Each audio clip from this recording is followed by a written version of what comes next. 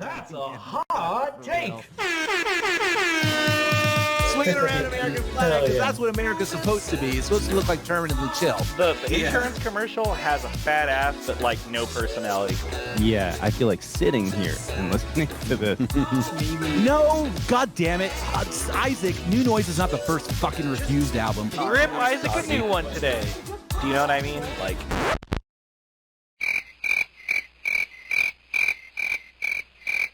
Don't touch my records.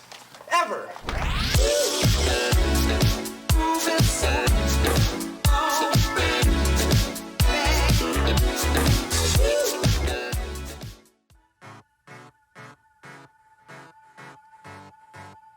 What's up, everybody?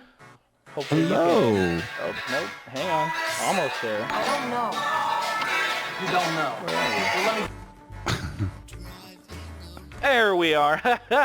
All right. I forgot the Oh wait, we've got already Equip's already on the screen already. You know what? We're supposed to do an introduction before we put that handsome man's face on there. Might as What's well going on unmute right yourself, now, buddy. Well, okay, well, hey guys, today Equip's here with us. If you couldn't tell by the text on the pillar, oops. We wouldn't be an episode without me making a mistake. Can everybody hear us? Okay. Can everybody see everything? Yes, B. Kevin, do you want to tell us what's on your arm right there? I got my second dose of Moderna today. So Moderna, damn. nice. Yeah, I had Moderna as well. I had Moderna as well. Yeah. Wild. And how are you feeling so far? I feel amazing. No side effects so far. Feeling great. So let's hope that I have a nice night's rest, and tomorrow a is not night's rough either. rest. Yeah. Did you see B Font in the chat? Moderna gives you a head high, Pfizer gives you a body high. Oh my god, B with the hot takes already ready to go. Eclipse mic is a bit hilarious. low. Let me turn you up. Hilarious. Warehouse Union, thank you. I'm gonna boost you up to 150, Kevin. Cool. So anyways, welcome to Hot Takes. Sorry. Thanks for having me. Turn it up to 11. Very, very happy to Spinal have cord. you. Chris, would you like to start off with the hot take, or should I start off with the wreck? Why don't you start off with the description of the show really quick? That's actually an even better idea. Thank you. Keeping me honest. So for those of us that are joining for the first time, Hot Takes is a vaporwave talk show starring myself, vaporwave DJ Young Shido, and the beloved, reputable Dr. Chris. Skeleton Lipstick's subtitle is not showing. My God. I'll fix that in just a minute, but that is Skeleton Lipstick.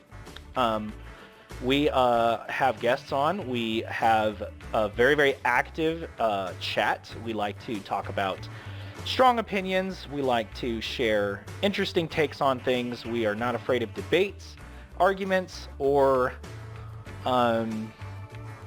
little what do you say, differences in opinion, but we love the idea of being able to share, we love the idea of being able to share interests and tastes and possibly bust some chops a little bit.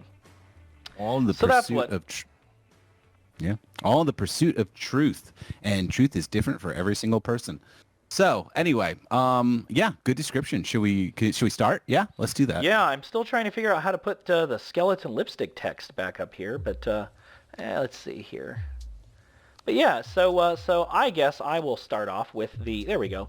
My recommendation of the week is an older album. It's not new.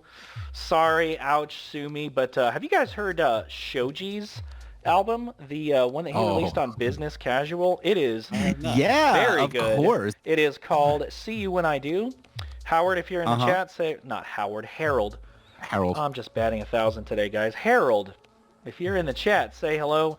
Shoji's Slushwave masterpiece, I would venture to call it, See You When I Do, is Slapperino from Dawn to Dusk, track 1 to track 12. Wall-to-wall, solid Slushwave. My favorite track is the fourth track. I am too lazy to look up what this katakana means, but it is a flip of Night to Remember. And it is about 7 minutes long, and it is extremely good. So for those of you that like Telepath, Mind Spring Memories, looks like Kevin's giving it the Equip seal of approval. I did listen to the entire album. Yes, Jez. Shoji's See You When I Do. Check it out. Only on Business Casual. Buy it. Support my man Harold, not Howard. Also, shout out Virtua94. Great bunch of guys. For sure. Shout out Virtua94. Shout out Shoji as well. Love Shoji. Love that album. Really, really am hoping he puts out some new music again sometime soon. He's a wonderful character. Harold is in general just a lovely sprite of a human. He is quite the character, isn't he? So much hilarious, slightly chaotic energy, and I just love it. He's in New Jersey, but I still consider him part of Philadelphia Vaporwave crew because he's close enough and he's participated in so many different events that with either Virtua94 or myself. So he's definitely part of the crew. Definitely he's DJ'd. He's been a co-DJ for Terminally Chill a couple times as well. So 100%. The guy really knows how to throw a party. Harold. And he's so fun. I honestly love talking to him on DMs. I can't wait to meet him in person. You know what? He's a fun drunk too, and that's always important. That too. Some people are not fun drunks. I really want him to be my drinking buddy. He's a real fun drinking buddy. I fully endorse him. Great. Well, great, Rex. So then I'll get to a hot take really quick, and then we can introduce Kevin. Yes. Who's already on the screen. Guys, special guest coming soon. Let's pretend. Okay. Yeah. I'll put the static back up while you talk. No, whatever. I'll take 2 minutes and we'll get into everything. Let me just get out the words from my mouth and we'll move forward. Is you staticking out just for? All right, great. He's back now. So, all right. Anyhow, so actually on the subject of what you were talking about with Shoji's album and not sure what the translation was. Let's get to the topic of kanji and Japanese letters in vaporwave, right? And every once in a while you get that one person who says, I don't like that, it's played out, or I don't like that, I think that it's wrong to do that. I'm here to say, no, I don't believe that. I think it's fine. I think I think what people need to remember, I saw one person saying you shouldn't do that unless you are Japanese or you're making specifically for Japanese people. Not necessarily true, my friends, because the people who are making this music, I think we all need to remember that is actually part of nostalgia for all of us at this point. I mean, I swear to God, if you were 32 or younger, probably most of you grew up with anime and grew up with watching Toonami or watching Dragon Ball Z or watching you saw Evangelion when you were 14 and it changed your life. So the fact of the matter is that this is part of our shared nostalgia now. So when that stuff is used, it's calling back to the same way that we call back to obscure 80s videos too. It's the same way that we call back to Italo disco music. This is another part of what has now become for this generation part of a shared nostalgia. Do you know what I mean? Yeah. This is not any kind of appropriation. It is literally the youth of these kids. Do you know what I mean? And and that's part of it. You know what I mean? That's what's coming up with that. And so I'm here to say that this is really what we want to work towards eventually anyway, is a shared experience of nostalgia and a shared experience of cultural touchstones. And, it takes a long time to get there. I feel like we're getting better and better at it every several years. And, I really do hope to see us, it's a tricky thing to untangle, but I hope that we can keep moving in this direction where we have a lot of shared nostalgia from multiple different cultures and it gets like a cultural absorbed into our general experience, right? I mean, that's how I feel about it, right? Right. What do you think? I agree. Having talked to, when we've done 2 tours in Japan as Neo Gaia with myself, Death Dynamic Shroud, and R23X. Yeah. And we've straight up. What a time that must have been! That's every time I hear you guys talk. Every time I hear you guys talk about it on the show, I'm just like, wow, that's what a fun, magical experience for those guys. I'm so happy they had that. So beautiful to hear about. One of these times, man. Life is long. We got the rest of our lives, buddy. But I interrupted you. I'm so sorry. Go on. We straight up asked Japanese vaporheads what they think of that, and a lot of times they think it's funny or they like it or that's how they noticed it in the first place. And our friend Stay Aka, who runs Local Visions, you might know him as the blue garden hose reel on Twitter. He's probably the biggest vaporwave collector in Japan. He's got original Echo Jams, original Floral Shop cassette. Like he's got everything. He loves it. He thinks it's like hilarious, and like he thinks some of the mistranslations are hilarious, and Probably the same way we think some of their English mistranslations are fun. You know, I mean, when exactly you listen to what every... I was gonna get Right? to is like I saw, Copyrighted like, joke. you see people with T-shirts over there, and like one of them said, like there's just a couple of them that I remember off the top of my head, like always the world is canvas, and it's just like That's it's very kind of beautiful. funny, and it's beautiful, and like It's I know really exactly beautiful. I know exactly what it means. Yeah. But at the So end of that the day, world it's is a just like, fuck shirt with Yeah, the dog. Yeah, and that the world cat. is a fuck show. There's people really... wear hats that just say like "fuck" on them, and it's funny. You know? You know, I kind of really love that. There's something really beautiful about mistranslation. I wouldn't even really call it mistranslation. I would call it reinterpretation of the language, and in a different, you know, from a different vantage point. And that's kind of a interesting and strangely poetic thing to look at, and always fascinating, right? And also, I mean, you know, think about every anime, you know, song, you know, every anime theme song you've ever heard, and there was that one part in the song where all of a sudden it's the English phrase, right? And then it's Right. back to Japanese, and it's just like, that's so cool. I love that. I Just, mean, I would always get a kick out of that. Cultures, you know. Dude, I would always get a kick out of it in the song when all of a sudden the English part would come on and be like, ah, yeah, let's go fight. Yeah, and that was Right. like the Never part give where I was like, I would always get really excited when that part would come in the song when I was a kid. I don't know. There was another kind of mistranslated shirt that it was an all-over print of weed leaves, and Yeah. it said, "Someday the special holiday will come." I love it. That's It has to be a haunting. reference to That's 420. That's haunting. Someday the special holiday will come. Oh my gosh, I love it.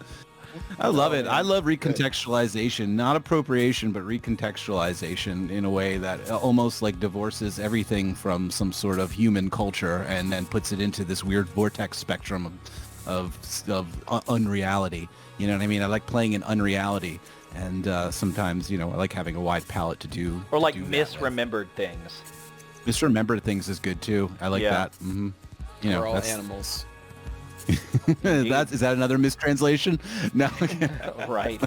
Like that's on like a 3-year-old's T-shirt. Oh my god. So apparently There's a DS picture of Dude told Dora me to above listen it to for that some Shoji reason. album a long time ago. Thank you, DS Dude, for that recommendation. It takes me a minute to come around, but you were right. It's solid gold. Yeah, absolutely. All right. So anyway, how are you doing over there, Kevin? How's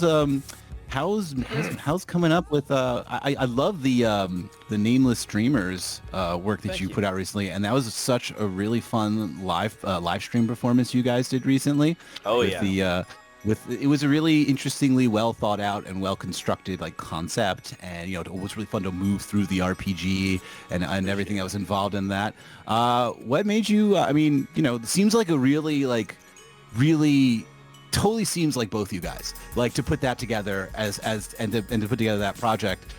You know, what was the impetus behind, I don't know, the themes for that project really? You know, what was going on in your heads when you were trying to create the little world for it?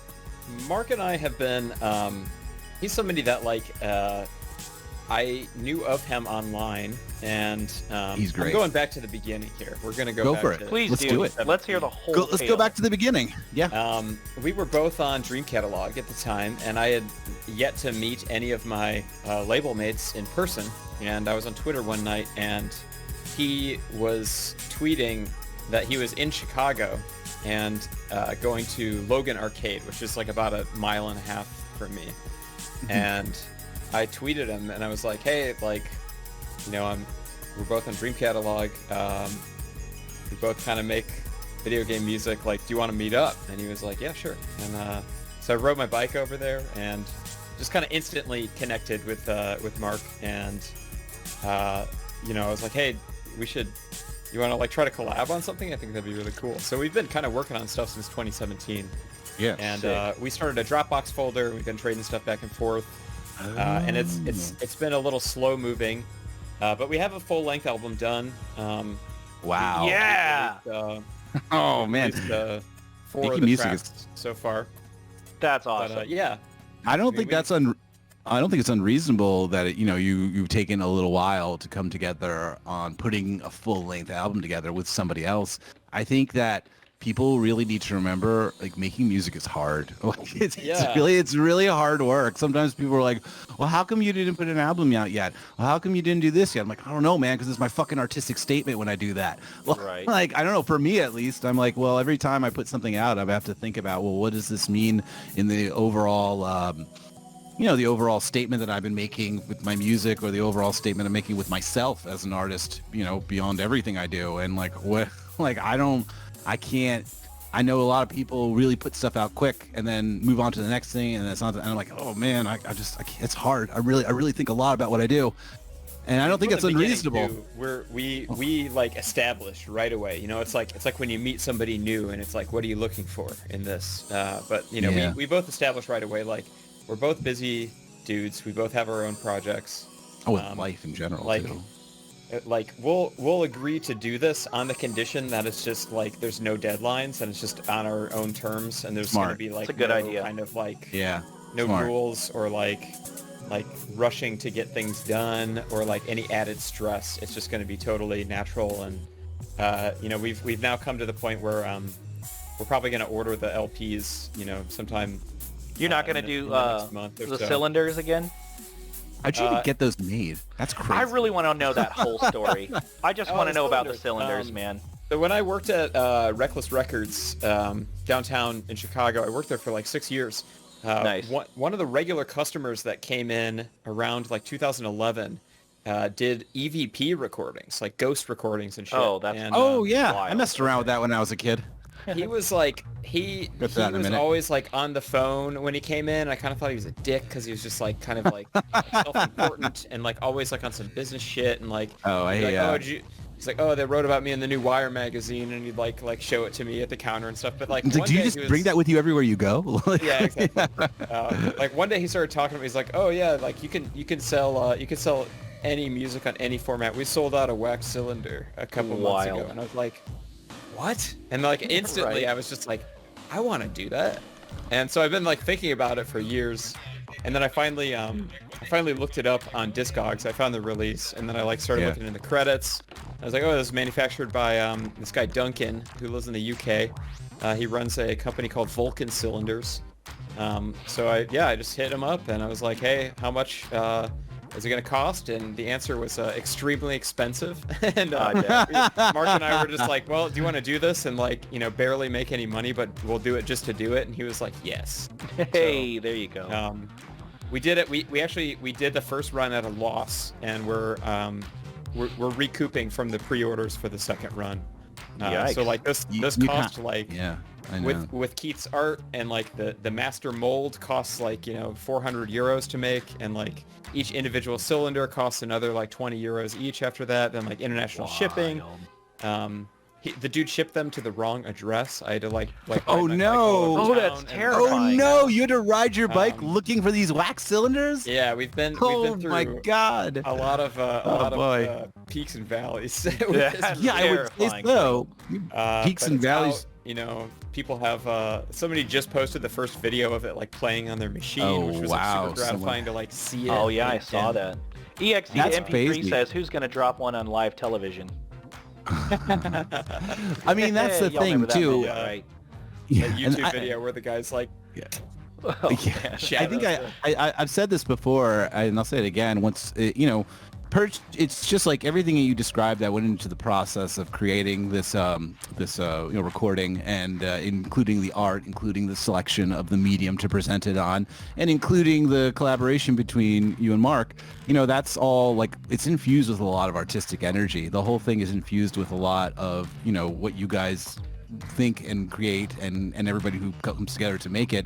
So it's like you can purchase these things, and it's an art piece. You know what I mean? You've just purchased an art piece. It's a functional art piece, but if you can't play it, you still purchased an art piece. You know what I mean? It's a limited art piece. And so it's what I say to people is buying these tapes and these records, and I'm always excited to buy them, to listen to them, but I'm honestly always more excited about the fact that I've just purchased some limited edition art piece that's infused with the energy of the people who created it, and that's cool.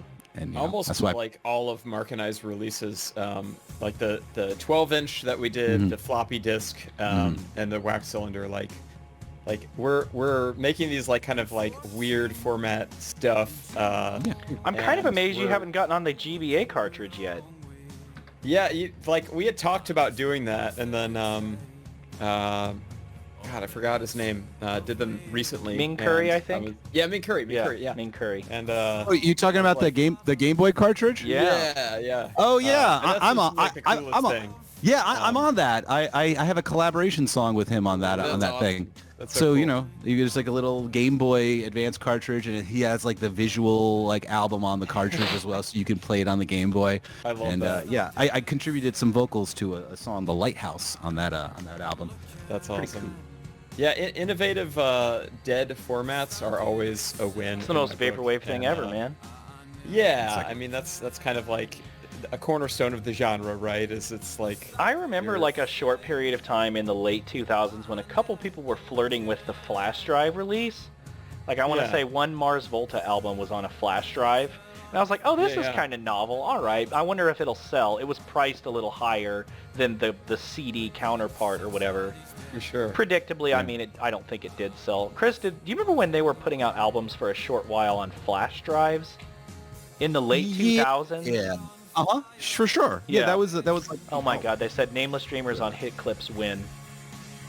They I do released need to make a hit clip. I released an EP on floppy disk back in the day, actually, for Unchill Records. I did not know that. I did. It's this one right here. It's called "No Spine to Shiver, No Heart Talks." And what? Is that on Discogs? I don't know. I don't keep track of Discogs. Anyway, this was the floppy disk for it. Oh, nice. sick. And it had some other things in it as well, like this little card of little thing of me. Oh, let's see that one more time. Bust that out one more time. That looks like a glamour shot. I remember when Miami Vice glamour put shot out of his me. album on. Nice. Look at There that was also short like hair. There was a bunch of stickers in there too, but my favorite was this thing that we added, which is this like weird ominous card, and it says, "There is nothing, there is no comfort in coldness. You will shiver alone until the day you die. Please turn this card over for fantastic new information about an exclusive new America Online promotion." And then if you flip this thing over. Oh no, the suspense is killing me. He flipped it over, dude, and there was nothing but the cold embrace of death. That's what the fuck happens, dude. You can't mess around with those cards. About this album, He really doesn't even know quick, that is he like dropped out. you. Am I still talking? You dropped out, bro. Right when you flipped the card over. You're like, oh. Uh-oh, what do I do? Oh, wait, am I back? Legend says he's still flipping it over. Fiber. Oh, all right. Hold on. Where was I? I'm back now. Hey, so send me one of those, man. I kind of don't want to go to work tomorrow. If you flip it over, it says it's got the AOL thing on it. Am I like caught up on the stream now? Or is it like, am I really behind? Sorry, guys. Good. Yes, you are. Yeah, but what I was trying to say is that, one last thing I'll say about this is that I think Lux is in the chat right now too, but there's like a from the Lipstick Elite sessions, like there's like an unused track that I didn't put on we didn't put on the album, and it's on this. It's called Nighttime Confession, and the only way you can listen to it is on this, and I don't even think I have a copy of that song anymore. Nice. Myself. But anyway, my point is that I love the formats. I love the wax cylinders. I love the odd ways of releasing music. It just makes the world a little bit more fun and a little bit more magical. And I like that we've kind of expanded. We expand out to these different things. I don't think a lot of other genres do that. But that's like what you say about the vaporwave. Like you really want to make a strong statement, a bold, statement with not only your music but with the medium that you use to release it. So like you lost money on the wax cylinder, between that, but like it was a cool thing. It was a strong artistic statement. Keith, fucking brilliant Keith, did the artwork for it, right? And you guys came together and put this like outstandingly cool atmospheric music on together, and it was a really nice way to. Thank you, man. It was a really nice way to like inaugurate the project. You know what I mean? I think we've definitely recouped from the pre-sale like second batch, because we got amazing. Mark is really good on the wholesale hustle, and he got nice. Ooh, that's important. You know what somebody needs to make? Hey, those little really things where it's like a. Oh, I'm sorry. Those metal like tubes that they hit those little plinking keys. Yeah, And it's usually like a little like almost like a music box. yeah, somebody needs to release some like well-known vapor songs on music boxes. That would be cool. That'd be like pretty wild. we had discussed that as well because there were like people Really? on PC that make them. Really? It's a little bit too You could do expensive. Lisa Frank 420. There could be a teen pregnancy one. Whatever. Oh, yeah. Fun tonight. We've got one more swag. curveball Okay. in the bank that we'll reveal at a later date. But we've got one more weird thing up our sleeves. Very nice. I can't wait to figure out what it's going to be. So that's interesting. You recouped losses on the wholesale hustle. Now, can you walk us through like what that's like? So That's an basically- interesting medium for artists to help move their things. Can you talk about that a little bit? Mark is really good about that. So like when we did our We gotta get him on here 12-inch, soon, too. Yeah. when we did the airship themed 12-inch, he had another batch of them specifically pressed to wholesale with, and that was what we ended up. We originally were going to wholesale them to Japanese record stores because we made friends with Meteor and Waltz and a couple other shops that we sold our tour tape to. But as soon as we got this pressed, like COVID started happening, it wasn't really like a great time to be shipping like bulk records overseas. Yeah. So we gave him to 100% Electronica instead. But Mark will do this with Yeti Records, where he'll Yeah, I see that a lot. I see a lot of people using Yeti to do this. It's interesting. So like he's a creative director at Yeti, and he's co-runs the label. Sick, So man. He'll like reach out to like Ship to Shore phono company and be like, "Do you want an exclusive variant?" Wow. And they'll be like, "Sure." And then he'll like let them pick the color, and then he'll like get 100 made for them, and then he'll hit up 100% Electronica that sounds and be like, "Do you want an exclusive variant?" And they'll be like, "Yeah." And then like those usually go super fast because they're like limited to 100 or whatever. But you can pay for the production costs by wholesaling out these kind of limited variants. And then when you get the records to sell, it's just all profit after that. Oh man, you guys are so smart. Yeah, that's Mark. I can't take credit Mark for is that. Yeah, so that business smart. aspect of it doesn't sound like a lot of fun. Mark is so Thank God smart. for people like Wow. Mark and people like George, because I wouldn't want to do that. I have a question for you, So Kevin. I mean, it's a lot of emails. It's a lot of yeah. I didn't mean to cut you off, brother. No. I want to know, since you're a musician, but you also have a lot of interests in music as well. You had a stream pretty recently where you put on records and just danced to them. And I was a big dum-dum, and I think I had to work or something, and I missed it. But I heard so much about it that I badly wish I could have been there. How often do you go out of your way to find new music? And what are some of your favorite techniques, if you don't mind divulging? I haven't really gone out of my way that often recently. I've got a couple of friends that just like will just send me stuff all the time. There's this guy that I've known for a while. He used to be in the vaporwave scene. I met him through the vaporwave scene. He's like kind of left it. Always requests that I do not talk about his vapor past, but he's amazing as far as like digging for stuff, and he will send me like gem after gem on like a weekly basis. So Damn. Those curators cannot be like, you can't put a value on those people that do that. Lux is asking, who are you talking about? Lux knows exactly who I'm talking about. That's funny. This person is we've collaborated together too. Like we've made we made almost an entire album's worth of like kind of hypnagogic pop stuff. Really? Back in, like 2017, 2018. Very We just never did interesting. anything with it. Just like sitting on our hard drives. But yeah, this guy sends me a lot of stuff. Every now and then, I'll look at stuff on like Discogs or Rate Your Music, and then like check out like similar You're a brave artists. man.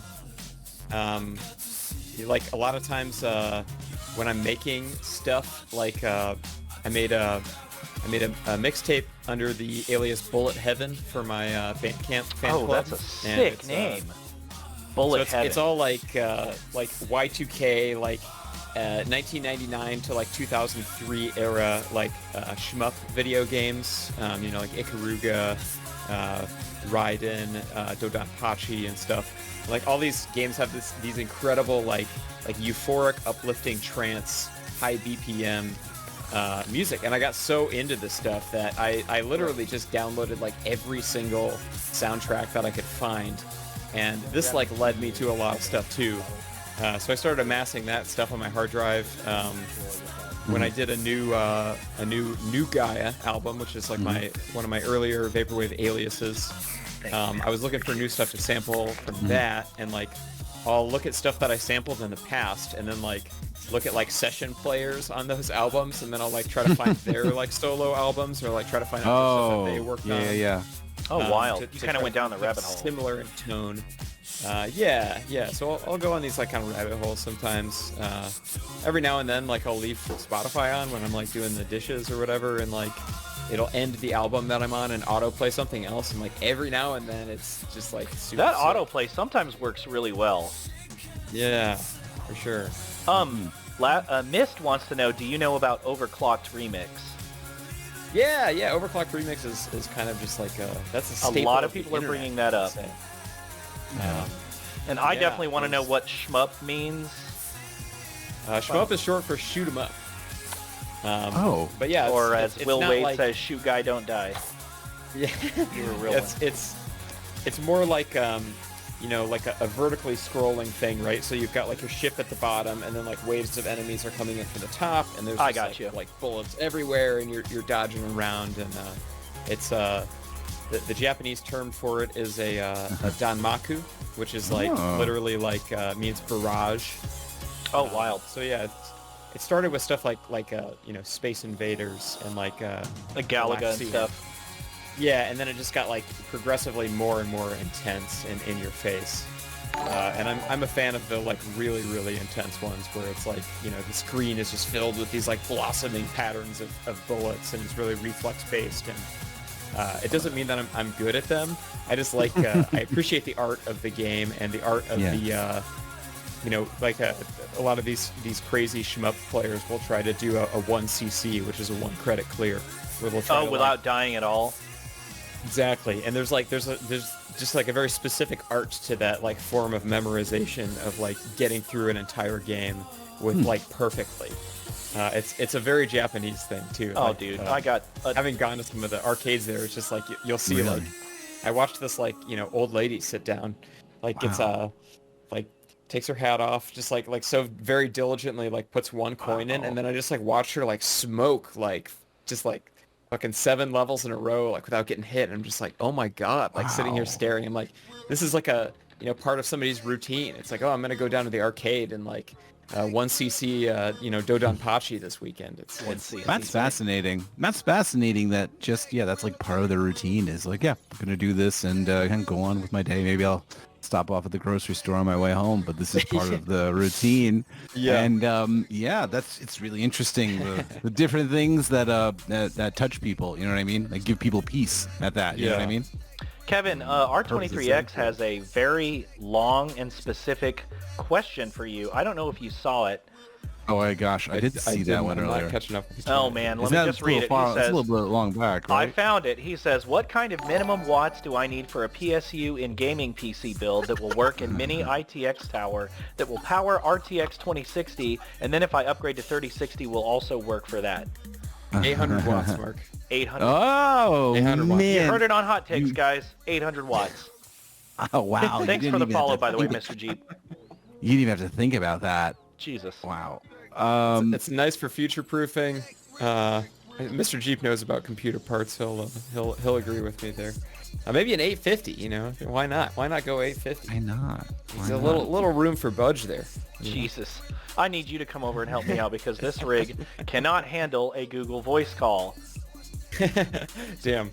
Yeah, Mark is he's Damn making fun indeed. of me because he was texting me about wanting to build a PC again and ask me questions, and then I just kind of dropped off because I was like, dude, I gotta be on the Hot Takes, thing. And so he continued his question. He continued the question on the Hot Takes. Yeah.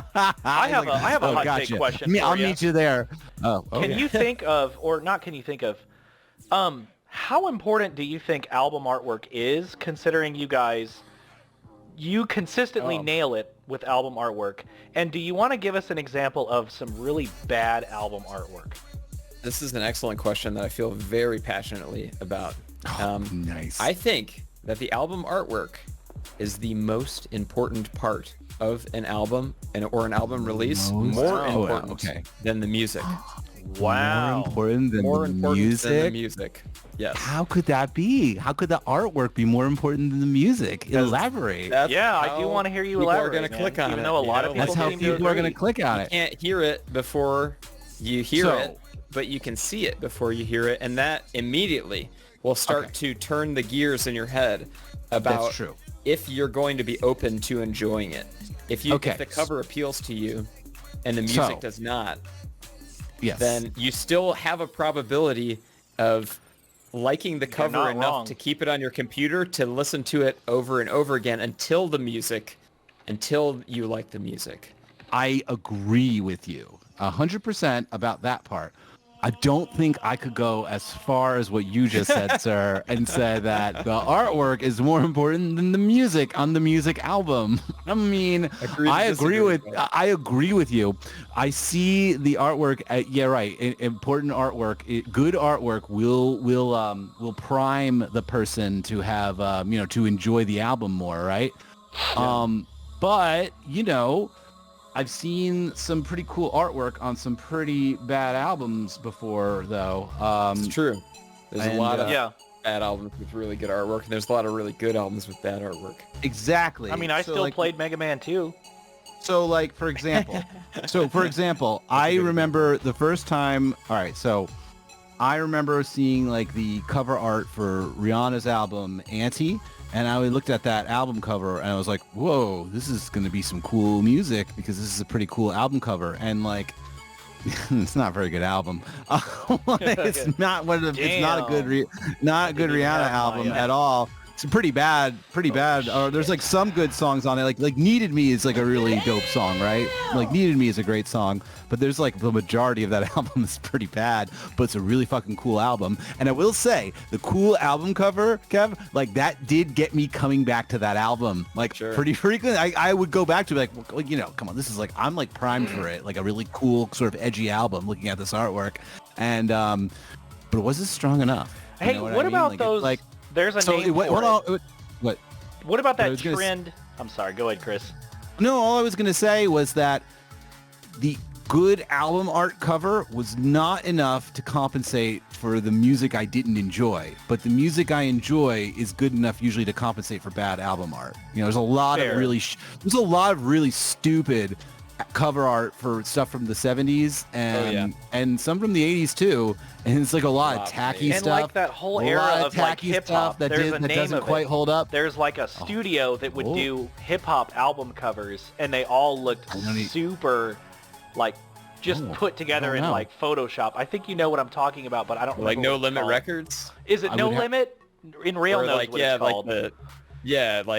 No Limit Records in the early 90s where the aspect ratios are all stretched weird and it's just it's just maximalist. Wait, you know what I'm talking about, Chris? It's just super bad looking. There's actually a lot of rap albums that have pretty bad album covers. It is an aesthetic. But it wasn't at the time. So here's the thing. It's an aesthetic now, but it wasn't at the time. And some of these are really bad album covers. So I will say that the good music at the end of the day, probably the good music will win over the bad album.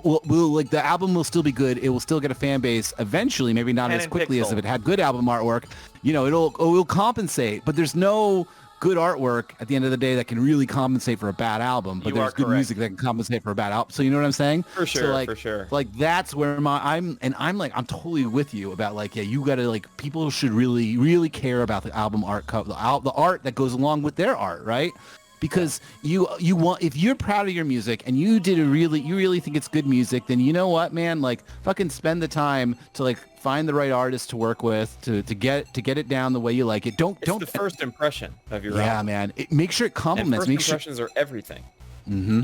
You don't show up to a job interview fresh out of bed, with your hair all messed up, unshowered, smelling bad. You're gonna put your best face forward, so they take you seriously and talk to you and find out who you are as a person. And it's kind of the same thing with an album Yeah, cover. You know, so the album cover is grooming yourself before a job interview, basically. Exactly. It's like getting a nice analogy. suit and grooming yourself because then they're going to come in and then you're going to give your spiel for why you should be hired, and the spiel will be the music, on the album. No, that's, and, like, that's as far as, really like, good. people buying the record, I think like that helps too, because like a lot of people like they'll buy a vinyl that like maybe they don't necessarily like listen to the music a lot, but they're just like, I want to own this as an art piece or like frame it or whatever. No lie detected. You guys know Molotowicz? Everyone Yes. knows Molotowicz. Everyone loves course, yeah. Molotowicz. He's been to some Molotowicz events in bought- Philadelphia. He owns 7 copies of Cursebreaker Gaiden because it's his favorite album. It's such a Bro. good, it's such a good album cover. Kicks ass. It's such a good album cover too. Yeah, God It's so bless you, beautiful. Molotowicz. You're amazing. He wanted to have like each the front and the back framed, like have Yeah. one to listen to. Like he's got a couple copies of the cassette, each pressing. Yeah, I mean like Some of these I completist collectors are gonna put. I say that college. having beautiful artwork and having a beautiful packaging for your music is like, it's like another like tactic. You know what I mean? Like making the good music is a tactic, right? Using social media is a tactic, right? Having beautiful artwork for your record is another tactic, and it's like the most beautiful artistic tactic you can go down, right? You know what I mean? Like Right. you're like, yeah, man, like that's great, and like that's that's the way you can do that with a good album cover. And the one thing I also want to say about this too is you got to really like do your time to figure out what artist you want to work with, who's going to capture what you're doing best. There's a lot of artists out there, and like don't just pick somebody because you're like, oh, they've worked with so many other artists, that's cool. Or don't even pick somebody who you even might admire their art a lot on Instagram, right? And then you hire them and you task them with an idea to create something for your record, and it's totally not their style, and it's they're like totally not connecting with what you're saying, and then they give you something, and this has happened to me before, and then they give you something like and it's not the greatest thing, or it is really great, but it's just like it's not what you were going for whatsoever, and you really don't force artists to work outside of their range to fit oh my god your project. yeah, man, if you find like, don't be that guy too who like hires the artist that he really likes and then tasks them to do something that is totally not what they do, and then like they give you the work and they're like, well, can you change it? Well, I was really picturing it more like this, and you give him like a bunch of vague fucking ideas, like as if you're at like the barber, and you're like, he's like, what do you want to do? And you've got like a full head of hair. It's like, well, what do you just take a little bit here, and then they do that. Like, well, actually, I'm like, yo, dude, then you just you should have picked a different artist, man. But don't like fuck around with these artists either. Like, don't be like, I'm sure a some lot people of are the so demanding. visualists And some in the people are chat like would agree. paying. Yeah, I'm sure, right? And sometimes like people aren't getting paid, or they're getting paid very little, and you're like demanding that they create all these different fucking versions of something for you that they're not. Like, you should just do your homework, man. If you had an idea in your head, find the artist who best matches what you were thinking. You know what I mean? Or who you're going to connect with. I mean, I think it helps a lot too to like give artists their own previous work as references, like point out what you like about some of their previous work, and like how you could imagine, them taking your concepts into their realm. Mm-hmm. Yeah, for sure. So yeah, do you want to? I was gonna say, like, recently, I've been trying to commission artwork for Frank Jofsey, and I did a single for that Pat Shannington's Combo Champs Volume 1. And yeah, it's great. I moved it over from DistroKid to 100% Electronica's distro, Vivo Vidia or whatever, and they rejected the artwork because it already existed as part of a compilation, and they're like, oh, it doesn't match the metadata of the song. Oh, I hate that. So I was like, oh, well, I either got to like irritating. edit this, or like I'll use this as an opportunity to like create, get a new artist working on this. And I hit up, I think 5 different artists in the past like 3 months, and like have not gotten a response from any of them. Oh, So, no. I ended up just like talking to Pad and basically just like editing the original art to like eliminate any references to Combo Champs. And Dude, sometimes when there's other even like words on the artwork, Yeah. And you try and upload to the distributor will sometimes be like, can't have words that aren't in the Right. metadata for the track. Like that's happened to me before where I've had to be like, Wow. but So weird. it's like a number. Like it's not even like, it's like numbers I was not here. aware of this. That's binary. really frustrating. Like, so I've had to change art because of that reason. Yeah, but I mean it'll be back up within a couple weeks or so. We just got that kind of squared away the other day, but yeah, I mean there's a respectable amount of time to wait. If you like commission or reach out to somebody that is supposedly taking commissions and they don't respond, before you just like go and like commission somebody else. I guess you should be prepared to like pay if like both people hit you back and they're like, all right, yeah, we want to do this. So. Right, or And they've you're got like, a "Oh, mock-up boy." going on already. I'm Hey, like, you never exactly. answered my You never question, know. though, man. What's an example of an album cover that's really Oh. bad? Really bad. Still want to hear it. Okay. So there's do you guys know the artist Kitty, formerly Kitty Yeah. Pride? Yes. She released a project with I think they're married. Ricky Eat Acid. Okay. Oh fuck, that's right. Yeah, Ricky they did a Eat collab Acid, project called man. the Pom Poms, and their Yeah, EP, pom poms. That's right. the EP, I didn't listen to it for the longest time because the album art is really like just bland. It's like a pink, and then there's blue, and it just says the Pom Poms on it, and it's just like there's nothing that makes me want to listen to it at all. So it's just really Yeah. just, there's not much there. Goes It's back to super what you were generic, saying. yeah. It was not it wasn't like the most attractive person coming in for the job interview. Yeah. I get it. But it. then And you listen to it and Good it's like it's answer. all bangers. It's really yeah, it's all good. about. I remember when Ricky Eat Acid. I just remember like back in the early days, like always like thinking like Ricky Eat Acid, man, he's the guy who's like, he's like really like doing serious moves right now. He's like the dude. Like that was the first person I remember thinking like, yeah, he's like really reaching outside of this little immediate internet scene and getting a lot of heat. And that's what I always thought about him back in the day. He's good with the in my opinion not great music project names like Ricky Eat Acid. Okay. Not I was a huge like- fan. I was very much Teen Jimmy. Suicide. Yeah. I don't know, dude. Like, yeah. I remember I had a Teen Suicide MP3 on my desktop one time, and somebody, I don't remember who it was, I think it was my brother walked by and he was like, what is that? Why do you have something called Teen Suicide on you? And I was like, hey, you got me, man. I don't even think I've listened to it yet. Oops. Right. I want to see So, if I had to pick a bad album cover myself, Yeah.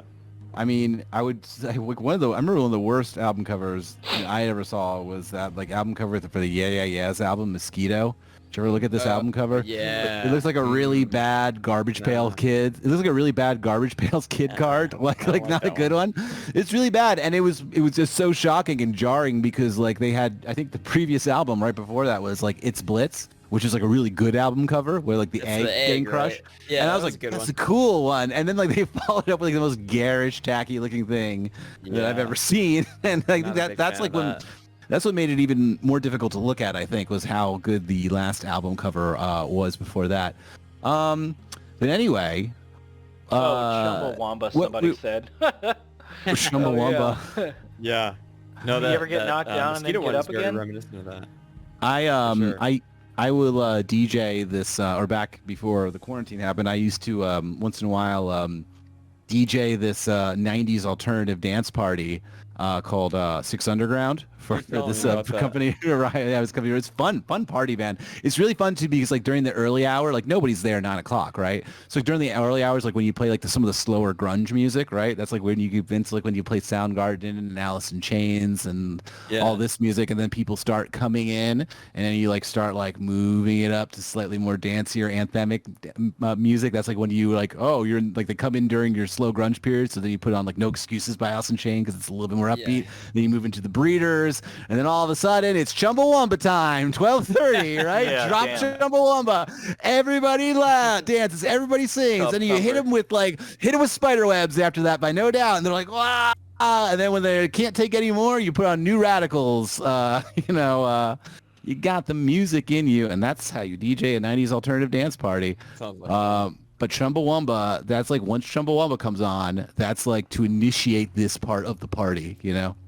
So Tub thumping. That's hilarious. tub thumping, man. It's just like that's what's when the party starts is when you play tub thumping. Gotta love it. You guys I want to never talk think about to maybe drop some that. examples of like some good album covers? Some good Besides, of album course, covers. every Equip release and thank Skeleton you. Lipstick release. Yeah, I like that new Arca. Arca. Oh Okay, yeah, there that's you cool, go. man. That's just like That's a skilled- crazy looking. very I did skilled artist. a triple take when I saw that. Like they're in like like some crazy kind of like augmented mech suit apparatus thing. Yes. I thought that was really good. I like that a lot. I think the same person who designed that like did a bunch of like photo shoots for Lady Gaga recently. Well, I guess like not recently, like a year ago now, where it was all this sort of Sure. like fluid-looking like cyber reality hookup gear to the person. It's a very interesting like interpretation of like a cyberpunk sort of aesthetic, right? Where it's like instead of everything being sharp and broken, everything is like still like dystopian looking, but it's like smooth and liquidy. You know what I mean? Yeah. That's kind I of a love very that interesting, hyper-real kind of artwork, man. I'm into that aesthetic The too. metal too, heart right? type It's very stuff. fantasy, but it's very sci-fi at the same time. I really like stuff that blends fantasy and sci-fi. Mm-hmm. Like Yeah. Go ahead. the Final Fantasy VIII aesthetic, I like to kind of call that. Oh 'cause my it's God. Like, you get some magic elements in it, but you also get some kind of like space age futuristic. You kind can of, fly like, an entire contemporary design school in it. around the world. Yeah, Yeah. totally. I And think you that's have an to draw interesting. at the beginning of every battle. Yeah. What else I is like the this? draw system.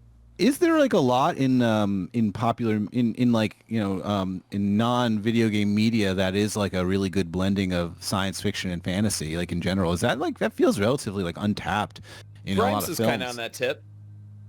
Grimes is kind of Yeah. on that tip. Yeah, with a lot of those with a lot of her music videos. You know what I mean? When I think of some of the I'm looking at I'm looking at my phone right now on Spotify, and it looks like she swapped out the artwork for Miss Anthropocene back to what she originally had commissioned for it, which is like kind of this like demonic elf with like looks like some sort of a bladed weapon, like a sword going like stabbing through the earth, and the earth is bleeding, which I think is Wild. is really, really cool, and it's quite a bit different from the album that originally launched, which, yeah, I mean, I like it. I like the new art better, but the new art, I guess, is the original art for it.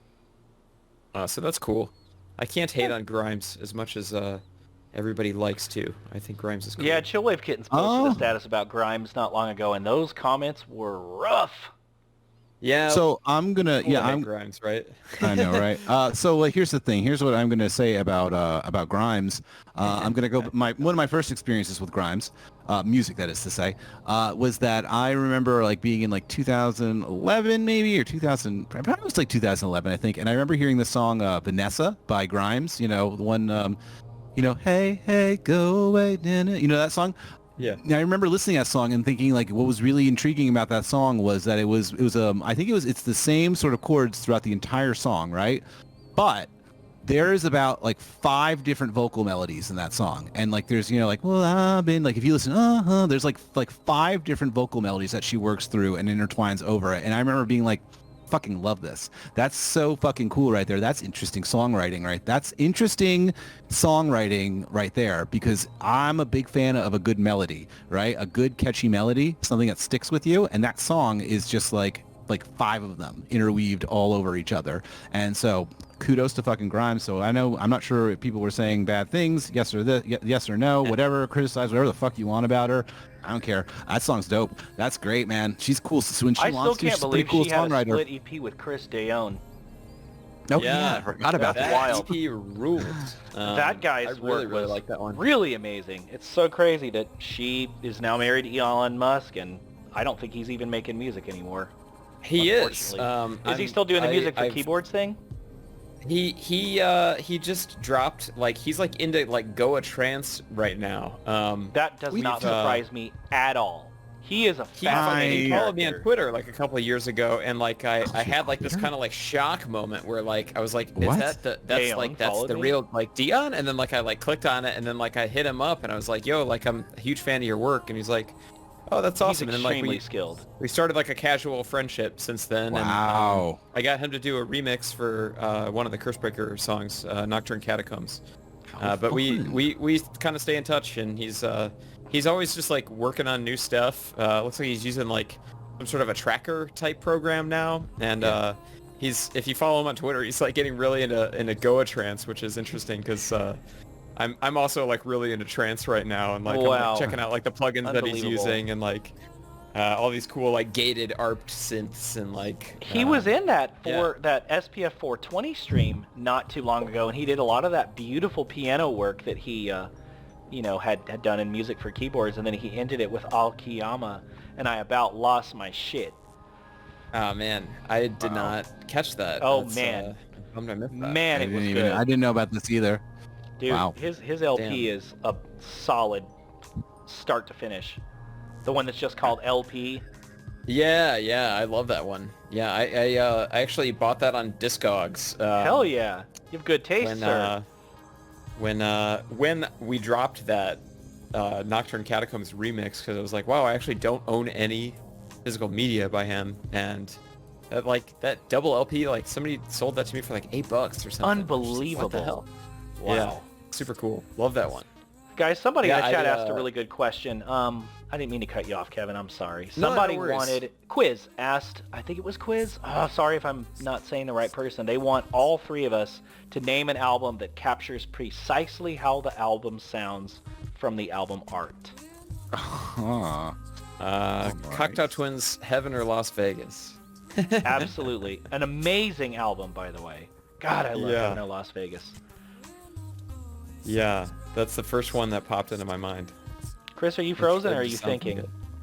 Oh no, I'm here. What was what you want? What was the question? Is an album cover that captures the feel of the album? That captures precisely how the album sounds from the album art. Off the top of my head, I would say Lingua Ignota's Caligula. I don't know that one. I'm gonna need to look that one up. Lingua Ignota, she is a female opera singer slash dark droney ambient producer. So she does like a lot of like really aggressive like noise work, but mixes it with her operatically trained voice. So there's really nothing else like that. And she did lyrically and tonally, like the shit gets extremely dark, very, very dark illusions. I think I've heard some of her work on your story. Suffering. Yeah, I would recommend checking out the album because it's absolutely beautiful and completely unlike anything else. Loved this one. Oh, Lingua Ignota? Yeah, she's fucking outstanding. There's never been anybody like her, and it's like the idea of like black noise and like opera, like it makes sense. Like and it mixes together very well. The only reason it hasn't happened until her was because just no one had the fucking talent to do it. Like no one was weird. Well, who else is gonna fucking do that shit? Like how many opera singers that have an interest in black noise and experimental? This isn't even like we're not even using a lot of guitars on this album all the time. Like this is like heavy like noise textures. And like it makes a lot of sense, but like no, who the fuck would have the talent to do that? Like I bet there's probably a million black metal artists over the years who wished they had like access to someone who could sing opera, but it just didn't happen until this person. And Judas Priest is bordering on opera.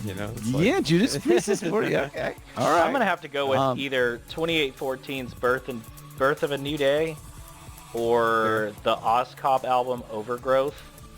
Oh yeah, sure. Or if you guys are familiar with Mega albums. Drive, his new album, it's not new anymore, but 1990X AD is probably a really good example too. Haven't heard that one. It's like dark synth stuff, kind of Slayer, cyberpunk. Rain and Blood. The albums, the cover sounds like that. Like a lot of those Death albums, like Death, Scream, Bloody Gore, Death, Human. I think those just like, they sound like it. Somebody in the chat said Vulgar Display of Power. That's absolutely another one. Somebody was blowing up the 4AD album covers, which are everything. Early 90s 4AD album covers. Right. Yeah. Julian Jules Celia mentioned this Mortal Coil. It'll end in tears. Oh, I love that album. Another really I love good. that album. I love that crossover of like dark wave and shoegaze. I don't. Speaking of shoegaze, I'd honestly even like let's just go with My Bloody Valentine's Loveless album It's cover. perfect. You know what I mean? Absolutely. It's charting album again. cover. Did you see that? It's charting on did. the UK charts because That's they're great. vinyl reissue. I was reading about the vinyl reissue cool. about a couple of days ago. Yeah, for sure. Well, do we want to talk about something different, or we want to continue with the album cover stuff? Yeah, sorry. I like the album cover discussion, but we can certainly move on. Only because all right. So then I want to ask, Kevin, I have a question. What music did you kind of grow up with? What was the first time that you listened to something that really like stuck out with you, and you're like, I really, really care a lot about this music I'm listening to right now. I kind of want to buy the CD. I kind of want to. This is gonna be part of my personality. That I have this album. Oh, good choice. Beatles. That was how you learn how to the make first music, building baby. block. Hell, I said it a lot of times before. I've said this a lot that the thing about the Beatles is that there's really something extremely magic in that songwriting. It's really like when rock and roll is over, and it's been several years from now, and like there's gonna be people going back and like studying it, like that's gonna be the one they study. That shit, like if you want to learn how to write music, that's pop music, like you learn to play Beatles songs, and like just by the time you're done working through the catalog, you're gonna be like, oh fuck, I know how to write a song now. How did that happen? Like you just know how to not. It's not like you learn how to play a guitar expertly. It's not how you learn how to sing beautifully, or it's not even like you learn how to have like rock and roll personality. You just all of a sudden like learn like from this chord to this chord. Oh, that's pretty. Oh my God, that works. Oh no, and not even the chords, but just like the way the songs are put together. Do you know what I mean? Like the way that they begin. Simple. And like I'll still like reference Beatles song structures for like making my stuff, especially on like how to condense them, how to make them That's shorter. the craziest thing. It doesn't even matter what genre you're working in at that point. Once you've learned to play this, like you can like comfortably like make your music in your own voice, whatever that may be. It's not going to be the Beatles. It's going to be something different. And I remember the other thing is like anybody can grab a guitar and play a Beatles song and sing a Beatles song, and it now becomes your song. Like you can do it in your own voice. If you grab guitar and try and play a Rolling Stones song, you sound like the Rolling Stones. It sounds like you're trying to sound like the Rolling Stones, and you're going to make a Rolling Stones type band after that. But if you do that with the Beatles, like it's neutral, And I think a lot of people who don't write music and don't make music don't seem to understand this. They're like the people who always say stuff like Beatles suck, overrated. I'm like, you probably don't make music. If you do, you might not make good music. Like you gotta I was really punk when I was younger, right? It took me into like my mid-20s to really like finally be like, I guess I'll listen to the fucking Beatles. And I did, and I'm like, well, now my songwriting ability just jumped up 200%. Oh fuck, I was I would say wrong. it's cool to hate on the Beatles. It's like cooler to hate just on the Beatles easy, than man. it is It's to just like fucking easy. Low-hanging Beatles. fruit, man. Dude, if you're like subculture in any way, no matter what subculture you belong to, like you can it's fucking easy. It's an easy low-hanging fruit target. Yeah, I mean in my opinion, songs they're too long no matter what. Like you should keep your songs as short as possible. Really? The best Really? pop songs are like 3 pop minutes songs, and Someone's under. not a post-rock fan. Yeah, I mean I guess I'm Does mostly depend talking on the about I imagine it depends on the genre though. Like he's Yeah, talking yeah, about, of course, he's I'm talking about joking. yeah. Like slush wave, the longer the better, right? But like pop music, Desert Sand like Warm at Night, keep an hour long. Keep it to 3 minutes. Like maybe a little bit over. Like it's funny because I got into this like indie rock phase in high school. Isaac and I were talking about this the other night, but like Interpol. I've like gone back and like revisited their catalog, and I'm like, Jesus Christ, when's this song gonna end? Like this is like 5 minutes and 41 seconds for a pop song. This is too long. Like they should have cut the second bridge here.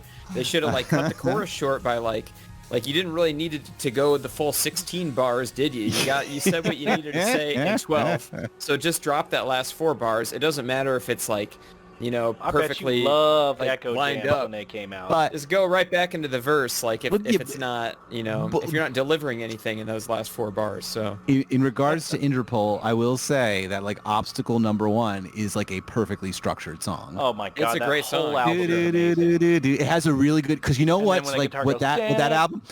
Well, yeah, that's great. Love that. But it's like just like the chord comes in here, the chorus comes here, then there's a break before it's and then it jumps back into another verse, and then the chorus happens, and then after that there's like this little bridge that leads to an outro, and like the outro, a good outro is like mwah, chef's kiss. Like a nice outro, that's like they don't have a lot of those songs, a lot of that in songs. There's not a lot of like outros in songs, but like when you have a really good outro, it's in the way it breaks our voice. So like you're not like a it fade out kind of builds. guy, are He you? puts the weight, she puts the weight, like it's in the way. Like that song has an outro. Not long, a lot of songs have outros, and it's really cool when you can pull off a good outro. Man, you just wrote a fucking magnificent song. You just elevated your song. You elevated your song. Like think about other songs that have outros. I'm like, it's hard to come up with a lot, but like Hey Jude, right? Hey Jude has an outro, and that just elevates the whole fucking song. Or even like fucking like Donovan Atlantis, right? The song is basically just like, Donovan's like, here at Atlantis, like it's just him narrating, and then for the last like few minutes it sounds like way down in the ocean where I wanna be, she will be. Like, a good outro. Like I gotta write an outro. I gotta do a song that's an outro. So you're not a fade out to silence kind of guy, are you? Fade out to silence is fine. I'm just saying that like Cool with fade outs. Yeah, that's a I'm gonna really go good listen to all of question. Skeleton Oh, that's a Lipstick's good outros question. Right after this. I'm cool with I don't think I've ever had a fade out. What about when they I just like end a on fade a out, an endless jam fade out. Those are fun. Okay, I know a lot of I people feel like that. really hate those too, but like like you kick in a sick ass solo and then it just rides into infinity, and then like I like to picture that the song just never really ends. You're just kind of getting further from it. Oh, that's beautiful. I love that. I love how you worded that. That's gorgeous. like that was too. beautifully worded. You're never leaving the song. You're just moving a little farther away from it. Right. Yeah. Wow. I love Just want that. to It's shout never out over. Zodicus It's Karmazov, infinite. by the way, for Beautiful. Love continually that. posting the Equips Picks link. Thank you, Thank you Zodicus. so much, Zod. Y'all join, Really appreciate become it. a Quipster. If you have not become a Quipster yet, do it. Mixtapes, right? Yeah, I do a new mixtape or Yeah, go ahead, album, plug, man. if you want to call it, every single month. Every single month. Every single month, without fail. Man, I drop a new hot tape, and I'm not as good as the DDS boys as like shipping tapes every single month. I cannot deal with, but I do them in batches of. The latest one is going to be a batch of 4 tapes. So, I'm just one guy. They're 2, so keep that in mind. Someone said that's But yeah, hot it's tape. been a primary source of Thank you, Lux. income for the 2020, especially not being able to play shows. I had to kind of get creative and figure out, I quit my job at the end of 2019, so how am I going to live into 2020? And it's through the subscription service and all you sweet people buying my records and tapes and T-shirts, keeping me alive. But that's the one income that I can reliably depend on every month, and I tend to get pretty creative with it. I've done like slush waves, some late night lo-fi stuff. I've done like the Bullet Heaven kind of trance mixes. I've gone back and like reskinned some old Equip releases. I did like a symphonic rework of my second album, Synthetic Core. Got a B-sides album on there. I did a lullaby version of Man. Cursebreaker. Wow. I'm constantly plugging Clearly, away if at you're this not a stuff all the Quipster, you time. are missing out. So join Everybody, please today. subscribe. Please join today. Otherwise, Kevin's going to That's have amazing. to dust off the old busking license. We don't want him to do that. Yeah, exactly. Wow. Yeah. Julian Jewel Celia is at the highest tier and gets way more than their money's worth every month from Equip. So, Wow. Look you at heard that. it here, That's guys. I like to hear. beautiful. It's I good like to to hear. hear. Good to hear, man. Do you ever think that, okay, so wait, let's go back a little bit then. I want to get back to this. Okay, so you connected with the Beatles, and that was the first time that you were like really felt like I want to make that. How old were you? I want to say I first, I got a little Fisher-Price tape player when I was like maybe 4 or 5. And my first cassette was like a Hank Williams Jr. cassette, I think. Oh, wow. That was like my first format that I like owned, was like a little tape player.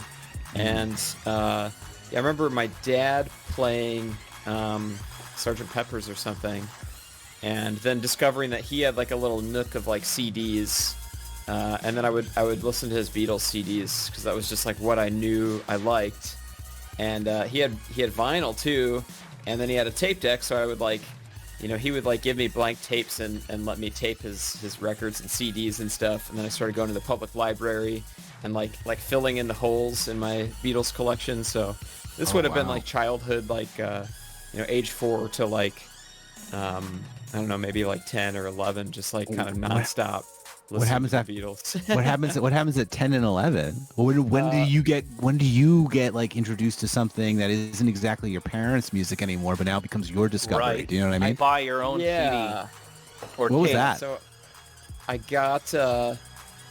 got a CD player boombox when I was in fourth grade. CD player and- boombox in 4th grade? You're the coolest Yeah. kid on the Damn. block right now, sir. Right. Look at you. You can like play music and everyone can listen. So I got Pokemon the movie 2000 Amazing. soundtrack and Star Wars Episode 1 soundtrack, John Williams. Oh, beautiful. Very nice. At that time, I was just kind of like I just liked. I don't even know. It's like so hard to think back on that time period. I had like I was in orchestra class. Somebody in my orchestra class burned me a mixed CD of like songs from like Gundam Wing that I used to listen to. Gundam Wing. Wow. Yeah. So you remember- right now you're telling me that your musical taste right now is like the Beatles, classical, the and then Beatles, classical music, John Williams score. Wait a minute, did you tell us and what like you the played in orchestra Pokemon, like yet? Japanese sort of vibe soundtrack. So wait, we haven't even like. When are you listening to the radio at this time? Are you listening to? Not No. really. So you have yet to be touched by anything aside from the Beatles and these couple. I'm just interested to see you've been marinating your artistic musical brain has been marinating with like just this stuff. And you're like video 10 game and music 11. was always a thing. Video game music, yeah, of course. I liked it. I never owned any of it, but it would be like, I would sometimes just like let a track play on my computer or something, or like go to a friend's house and I'd be like, wow, I really like the music in this game, like Zelda or whatever. Can we quickly talk about some of your favorite video game OSTs? Because I remember you told me. Okay, yeah. I remember you told me of a specific song, somebody's theme, when I met you at a certain show, but when I tweeted about video game OSTs on this Hot Takes account, the chat went wild. So I really want to know what some of your favorites are. Sure. The Legend of Zelda Link's Awakening soundtrack, that's the Game Boy Zelda, Nice. is so effective for being so simplistic that it blows my mind. Like those melodies have stuck with me for years and years. And it's Game Boy music, it's as simple as it gets. Like there's you get like 2 or 3 oscillators on that thing, and it's all just like triangle waves and square waves. Also the Super Nintendo one, Link to the Past, that one's always kind of been burned into my brain. When I first came into the realization that I liked the music of a game was this PC game we had called Mega Race. And it was just this weird kind of FMV thing. There's just a video playing in the background, and then you just kind of steer your car. It's really simple, but it had all these kind of MIDI rock songs. I can almost Okay. I can't even picture what they sound like. But I remember really, really liking that. And then, of course, when my cousins showed me Final Fantasy, it was just all over. Right. Final Fantasy VII came out. They brought their PlayStation and that game to my grandma's house that summer. We just sat around inside on this beautiful summer week and just they showed me Final Fantasy VII. They showed me Final Fantasy VI, Final Fantasy V, Chrono Trigger. Oh yes, Chrono Trigger. They just showed me all these classic SquareSoft games. And that kind of got me into video game soundtrack stuff too. So, Am I reading yeah, this I right? guess You covered Dire Docks.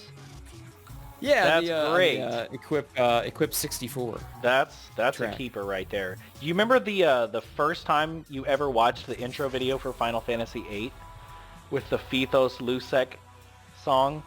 Vaguely. I feel like my cousins also Oh, showed man. me that It rocked my during a fucking summer world. at grandma's house. But yeah, there's definitely a period where I wasn't really just actively listening to music. I had a couple CDs around.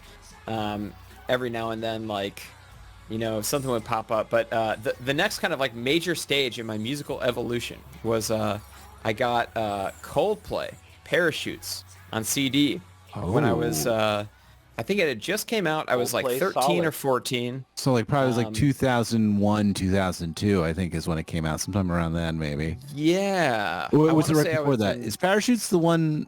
Parachute's the first one. So I Is got that the one with the yellow I on got it or Rush not? of Blood to the Head, not Oh, Parachutes. Rush of Blood to the Head is, that's right. Okay, gotcha now, all right. Yeah. But yeah, I like loved that CD, and like at that point in time, I didn't really know any like new music, and that like my neighbor, he had this older brother that was like also into Coldplay, and he was like, dude, you like Coldplay? Check this out. And he let me borrow like the Yeah Yeah Yeahs, self-titled, The Strokes, Okay. Is yeah. This It, Room on Fire, Interpol, Nice. Pavement, Wowie Zowie. There you go. Radiohead. you got I was he sure I was going to Pavement. hear Radiohead. Oh yeah, man. Radiohead. So he got me into all this he stuff. put you into that, and then also like threw fucking Pavement in the middle of all that too. Right. Yeah. And he sent you Wow, some Yola I Tango love- as well? Because that's my vote for best I album got into cover. Yolo Tango, I think on my own. one with I the love UFO. Pavement. I love But, Pavement. I I'm still a love big fan Yolo of Tango a Pavement. lot. That album I cover love with that. the UFO in the Coldplay was front the gateway lawn, man. drug.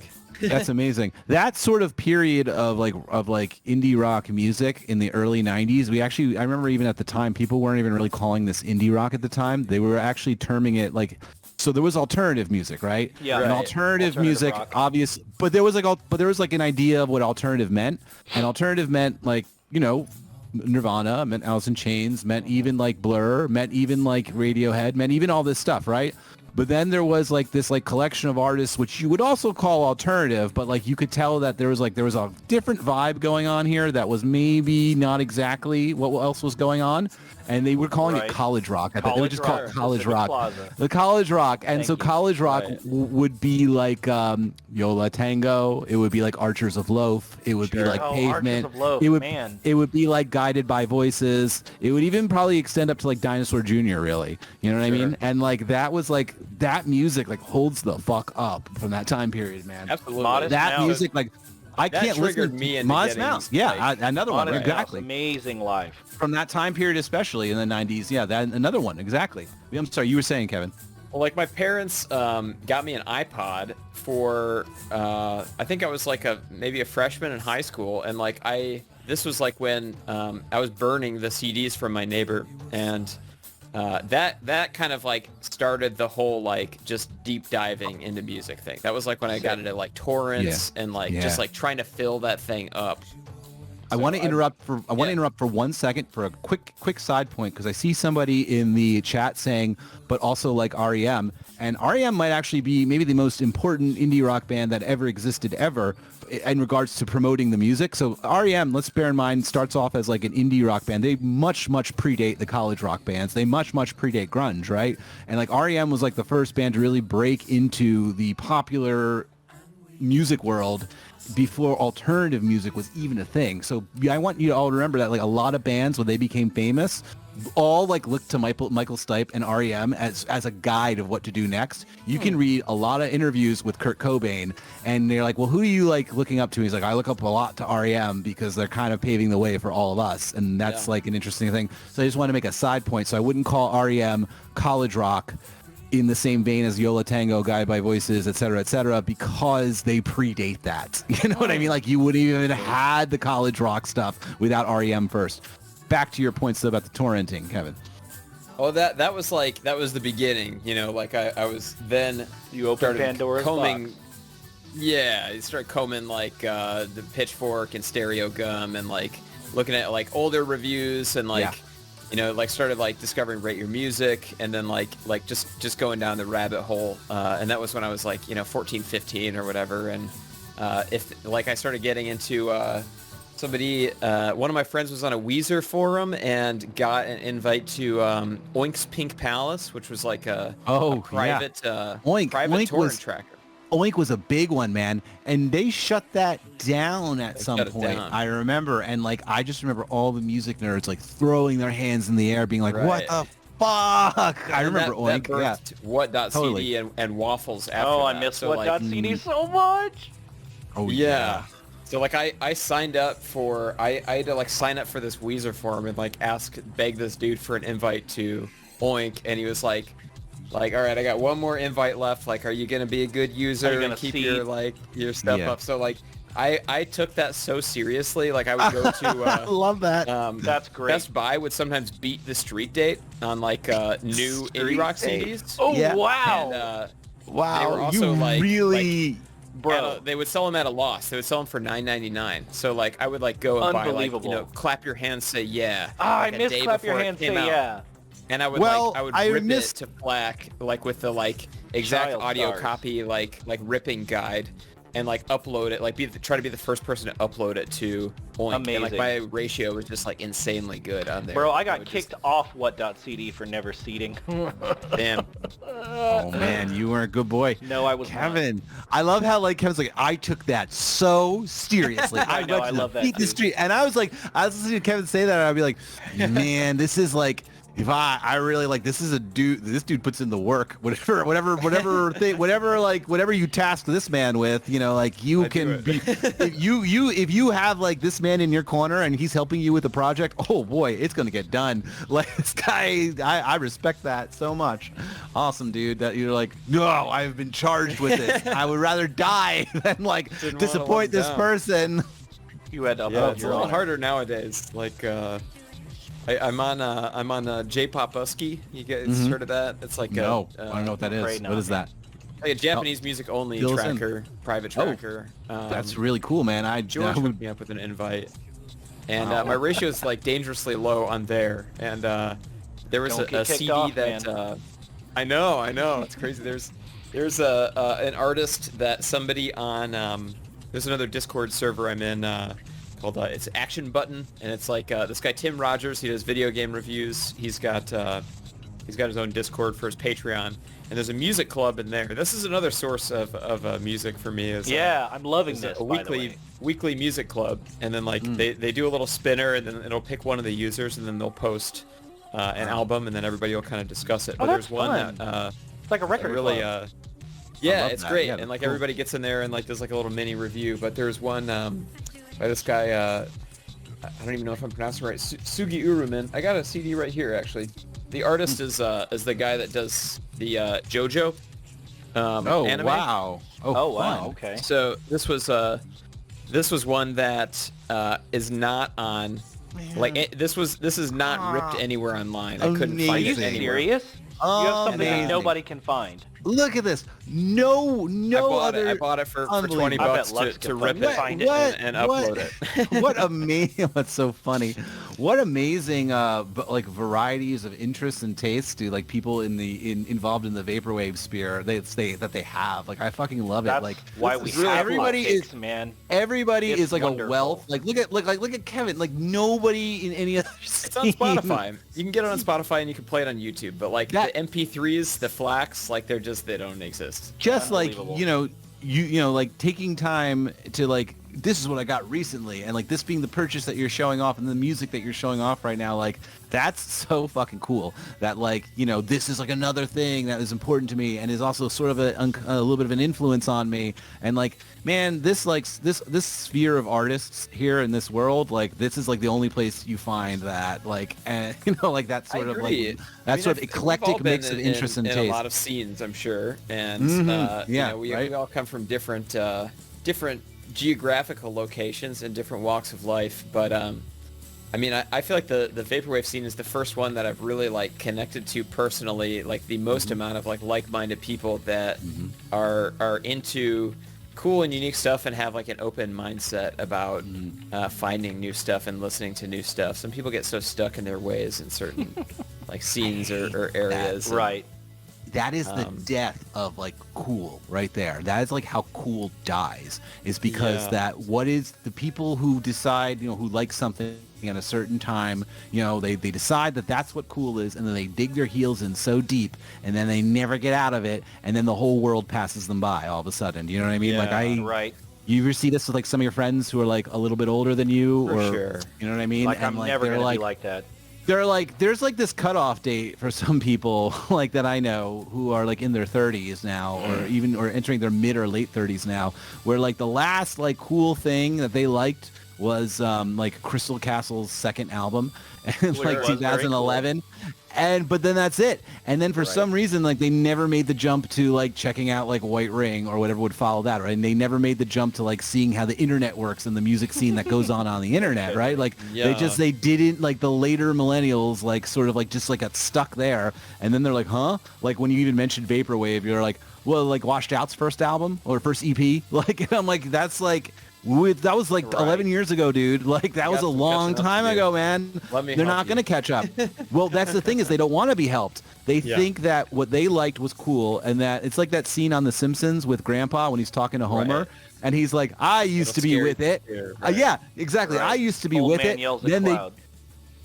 no, that's different one. Different one. So he's yelling out. I mean, that's also true. They changed Works what very with well. it meant. Yeah, And no. now I Now don't what I'm know. with Yeah. is I'm gonna do it because I love The Simpsons. Like I used to be with it, then they changed what it was. Now what I'm with isn't it, and what's it seems weird and scary to me, and it'll happen to you, and like it will. It'll happen to you. Not any of us in the chat. Or any of us talking right now, but it happens to these other people who dig their heels in so deep, and then they decide that the one thing is cool, and that's what's cool, and then like every generation thinks they're the first generation to discover cool, in the same way that everybody who falls in love thinks they're the first person to discover love. Do you know what I mean? Like it's like the same fucking thing, and the more Also, you start, like, Vaporwave's cool too, but like there's like I don't really listen to a whole lot of Vaporwave like now, to be honest. Like if somebody sends me something, I'll check it out. Like some of the people in the Equips picks like will post stuff and I'll check it out and like I'll usually like it. I'll catch a stream, I'll check it out, I'll like it. But like I guess what I'm trying to say is I'm not actively seeking out new Vaporwave anymore like I used to be. You might not realize you are though. And Some you of are it is just really doing it good. The kids are accidentally. definitely all right. You might also be in a sure. position, Kevin, where you don't have to seek it out because it's always handed to you, and you're actually usually always does like get handed it's always to me, for handed to you, and also like just by the very nature of you like being in live streams, right? Like you come to the live streams, you listen to it, you're like, I don't think I'm really listening to Vaporwave the same way I used to. I'm like, I think you actually might be listening to it more than you used to, and you just don't realize it because it's become part of your life. It's become part of your just general lifestyle now. It's like going to the live stream. I'm sure there are artists on those live streams that you've never heard of before, or that you didn't listen to before, and now all of a sudden you did, and you're like, oh, this one's this is pretty cool. And so like, you're not just, seeking dig out on Bandcamp for Vaporwave though, in like 2000, Yeah, like of course. 13 or Vaporwave whatever. tag. It's just like, but that's like you're in a position right now where you're like really deeply involved in the world of this, in this whole world now. So like you're just like you're not digging for it because you're just you're in the eye of the storm. Like what are you talking? Like what else where's there to dig? I mean, you can dig, you can go out of your way to do it, but like it's just gonna get posted. You're just gonna hear it by by like on a stream or through something else, and like or a mixed CD, or someone's gonna post it, or someone's gonna follow you, and then you'll listen to it. So it's like that's why you're not seeking it anymore, because like it's all coming to you now. True. I have a question for you. With I regards to do absolutely go seek, because it's just what I like keeping an eye on everybody. You know what I mean? It's just like I just like to keep an eye on everybody, because like somebody all of a sudden does something that's like really fucking different and interesting, and I'm like, if I can spot it, I'll give it I'll give it some boost if I can, or give that person Speaking some of boost if I can. Yeah. Like at the end of 2013, I was convinced that I had listened to all of the Vaporwave that was on the internet at that point. You And I was probably just did. like, At I'm 2013, done. it was probably and like a I like doable just thing. kind of moved on, and I got into like a metal phase, and like I like just didn't even return until Birth of a New Day. Like that was the record that like Another I was year. like, wow, there's some new stuff going on in the scene. Like this sounds a little different than the other stuff. And I was like, oh, what is this Dream catalog? And I started checking out like Telepath and the HKE all stuff, the Vapor and, Trap like, stuff. all that stuff. Vape Error, R23X. Like I was like, oh, Death's Dynamic Shroud is like still putting out records. Or what is this? I was like, whoa, this is like incredible. Like I got pulled back in 2015 after taking like a nice year and some change off, and thinking that I had just like seen it all basically. I have a question for you with regards to that. How do you know like when a song grabs you? Is there anything in particular that you look for? Is there a pattern that you've noticed, like deconstructing what moves you? That's an interesting question. That's an interesting question. I guess if I'm like still like thinking about it afterwards, or like if I still like kind of remembered how it made me feel. Hooks especially. I think hooks are like the most important part of a song. Of course. If I'm still like kind of like humming a hook or like one part of the song, like a loop or something, is like still stuck in my head after having only heard it once, then I know it's special, and I usually will go back to it. And yeah, I mean, like most of my favorite albums are stuff that is timeless to me, and I've like continued to listen to it throughout the years because the hooks haven't gotten like annoying or old to me. You know, you can definitely like rinse music and like play it enough times where you're like, I probably don't need to hear this again for a really long time. Oh, But I hate it there's when I always beat a those song to constants, death. right, in your life where you keep kind of going back. You mentioned Yo La Tengo earlier. That Yo La Tengo album, and then Nothing Turned Itself Inside Out. I've been listening consistently, you know, for like 15 years now. And I'm so they bad never with get names. old. That's the one with the cover, right? That I really said that I liked. The UFO in kind the of front dust- yard. Yeah. Yes. It's like that beam of light, Yes. and like That's my that favorite album is cover of all time. immaculate masterpiece. Like I keep going back to it. Every track is good. It's a nice nighttime album. It is. Cherry It is. I Chapstick, feel like that man. about God damn. Cherry Chapstick. So good. Cherry Chapstick is amazing. Loveless. I'll never get sick of Loveless. The Telepath. wait, did you just Virtual mention- Dream Plaza box set? So I this, listen it's to that interesting. every day still. Yeah. So I think that's what's interesting too, is you mentioned a few things that aren't also like necessarily kind of hookish based, but there's something else going on in those albums that makes it a memorable I'll be album. right back, fellas. So like I think about that too, where like albums stick with me, but it's like almost sometimes there's like I have a different rubric for different types of music. So, you know, whereas like I'm a big fan of Beach Bunny, which is this sort of like indie punkish like girl fronted band, and like she's just an outstanding songwriter structurally, you know, lots of hooks, but also really great lyrically as well. And that sticks with me because of the hooks, because of the lyrics. But then I really like Belong a lot, which is like a lot of drone. Oh, yeah, and I that love sticks with Belong. me. Oh my God, that's so fun. Yeah, Those October Language. Yeah, I good. love that. But that sticks with me for different reasons, yeah? Like that that moves me for different reasons. And so it's really hard. It's a really hard question that Isaac asked about like what makes something stick with you. And you're like, For sure. the most immediate thing though I would say would be like hooks. You know what I mean? Like that really like melodies and hooks that like tap into you. Like if we're going to like go off that. Like that's like almost like a very interesting, like that's a real art form on its own, yeah? Like to like create melodies that like stick with you, hooks that stick with you. Yeah, I mean, now that you mentioned that Yo La Tengo record, it does have hooks. They're a little bit more subdued than like, you know, like a traditional pop record. But like I like that record so much just because it is a traditional pop record, but it's sneaky about it. There's Sneaky about it. Yeah, I love that. There's never a whole lot going on. It's pretty minimalist. You know, there's only 3 people in a band, and like you can hear that bareness in the recordings. Like it doesn't sound like there's a whole lot of overdubs. There's like some droney stuff going on, but it definitely sounds like, you know, 3 people in a studio. And some of the tracks are like so stripped down, you're like, does this have a bass line even? And you like listen to it and you're like, they got away with making a track without a real bass line. Like, how did they do that? And then you know, like it's kind of the same thing with Loveless. It's like it's an undercover pop record. It's totally like got hooks, and it's got like everything that you need in a pop record, but it's not like glossy. I guess it's not glossy. It's hidden, you know, it's sneaky. It's sneaky. That's really funny that you just like it's sneaky pop music. It's sneaky pop music. love Sneaky that pop. I love that stuff too, man. I love it when something you think you're gonna get something, and then it becomes something different that you weren't even expecting and didn't even realize, and you love it. That's always Trying a to fun make a thing. quip into sneaky pop music. So Oh yeah, really? You could do that, man. That's you like the turn it fun into thing a too. sneaky rock opera yeah, with Cursebreaker You know, that's the fun thing. X.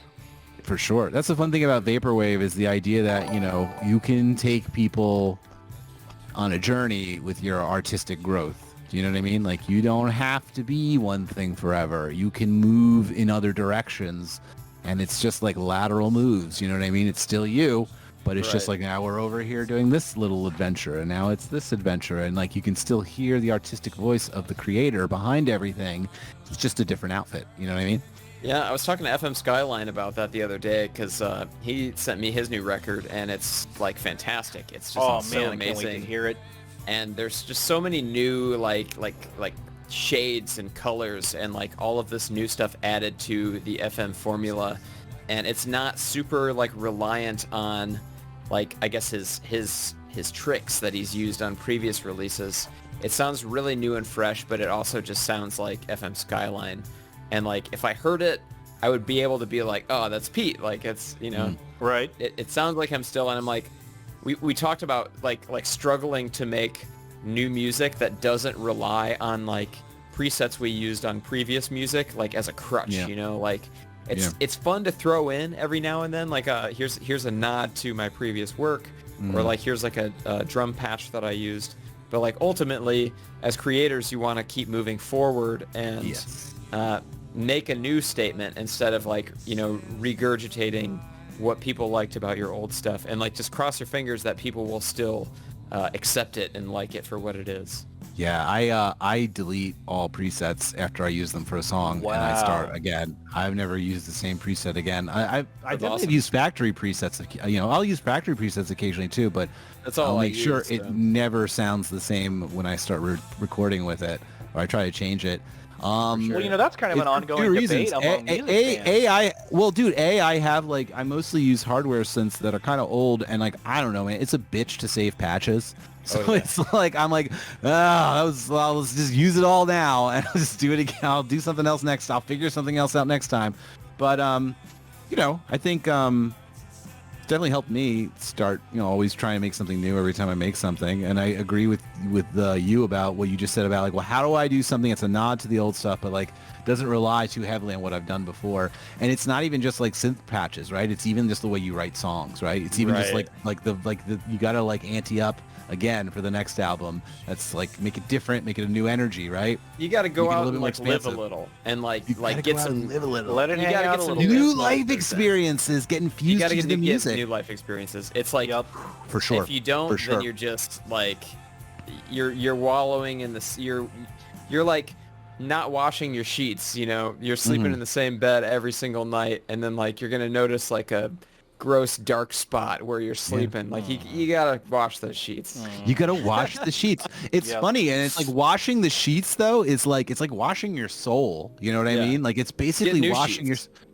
Yeah, man, it's kind of crazy. You're right. Like getting new life experiences under your belt and being out there in the world, and like, man, it feels like I never really understood what the phrase "suffering for your art" kind of meant until I started making art, and I realized that it's like not necessarily like suffering like you're suffering, but like being alive and putting yourself out there, you know, it brings on a little bit of like every new experience, every new bit of wisdom you get usually comes with a little bit of suffering as well, right? Yeah. So it's like just getting out there, you know, being in the world, you know, falling in love, falling out of love, you know, making a friends, going on a trip, being alone for a little bit in a place you don't understand, or being in, or really just even just being fully in the moments that you're alive, even if they're banal, you know what I mean? Like, it's really putting yourself fully in there to examine what's going on, and not just be like, I'm doing laundry right now, like mindlessly, but to be like, the fuck, like, you know, like, you know, what is this even? What am I doing? Like, where, how did I get here? You know what I mean? And then like, once you have these new experiences, then you go and then you sit down with whatever thing that you use to make art. And now, like, you make the art, and the art is like a big representation of you and what your soul is. And now it's gonna, you know, maybe it'll work, and you'll create some new sounds, some new music, some new textures, and then it'll still be you. And so I think that was really great advice that you just said there. That isn't like, there's beyond just listen to new music, or beyond just learn how to program the synthesizer better, right? It's like, you know, it's beyond just a technical advice. You know what I mean? And I really like that. I think that's very important advice that you just said to people. And I hope people take note of that now if they want to increase their song making ability. Yeah, change up your environment. You know, like repaint your room. Like, get a laptop and like write something on the beach. You know, like go on a trip and like bring your laptop and like produce in an area where you wouldn't normally be ever, you know, like it's your environment factors a lot into the music you make.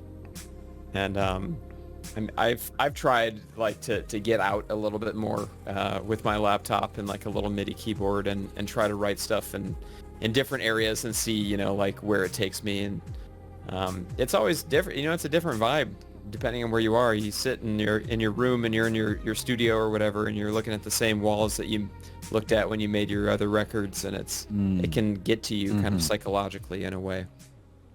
There's really a lot to be said about this advice that isn't just like, how do I become a better songwriter? And it's like, well, practice and like get better at your instruments. Listen to the Beatles. Like, well, I mean, it gets to the Beatles. I mean, that did work for me doing that, right? Yeah, or like, enough. and that wasn't technical advice. Do you know what I mean? That was, I listened to the Beatles. I wasn't like told how to play like the Beatles. I wasn't told to like write the chords down and every night practice 3 times a day. And I'm like, no, I just did it. I worked through the song catalog. And then like that's how it helped. It wasn't like memorizing or learning better ways to put my fingers. You know what I mean? It was just literally, I figured it out, man. The technical shit followed. You know what I mean? A lot of people need to learn how to figure it out. Yeah, dude, for sure. It's like the here's the thing. It's like the magic is there. It's real. And then you build the science around it. So it's like the magic is there and your fingers go where they need to go. You figure out how to do it. You know what I mean? And then when you hit a thing that you don't know how to do, then you go on the internet and you try and look it up. You know what I mean? Yeah. Right. Or when you need or to. you do what you think. You go, like instinctually try to figure it out, and which will lead to unique results. Like I'm not much of a player, and I've kind of like I've tried different instruments all throughout my life. I've played, like I took guitar lessons in 2nd grade. It didn't really click with me because I was into the Beatles and like we were playing classical, but then I ended up taking cello like in 4th grade and taking that all the way into high school. And interesting because we were like learning classical music, but I was like kind of into it a little bit more with that format.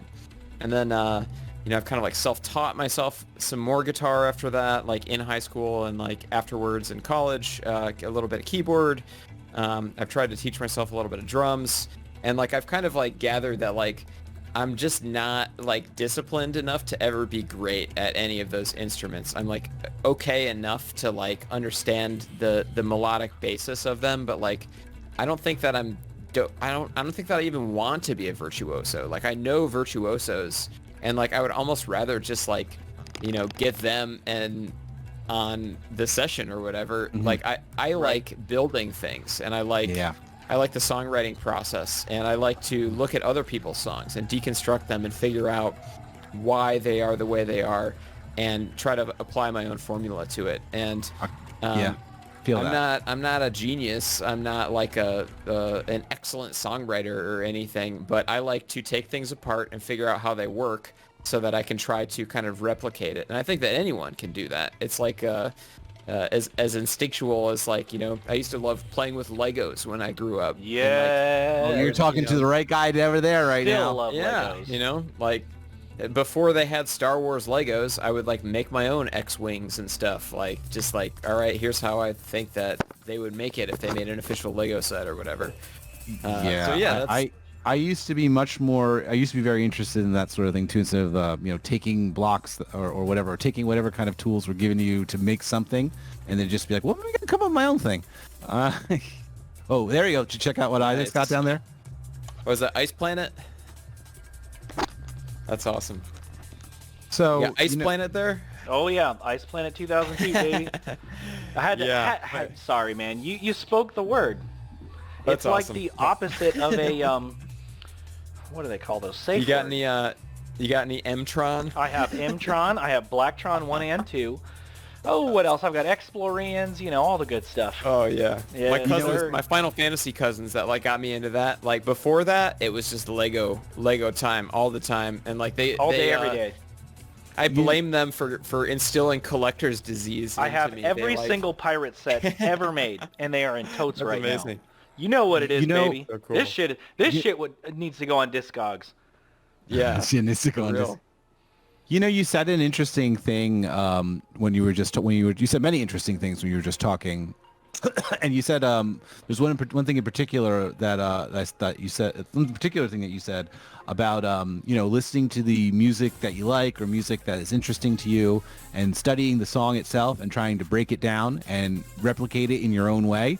And it reminds me of this quote from I believe it was from what's his name, from the Terry Hall, I think, from the Specials actually, who said that you know, the way it works is that, you know, when you start making music, especially when you start making music, you listen to things that inspire you and you listen to your heroes, and then sometimes, and you try to kind of replicate what your heroes were doing, but you're not going to do it the same way as them because they've been doing that, whatever they've been doing it for a long time and they're really good at it, and you're just interested in it and you want to try making it. So when you break it down and you try and do a version of what they're doing, you actually, since you're not them, you end up doing something completely different, and you end up making something that doesn't even sound like what you were trying to replicate.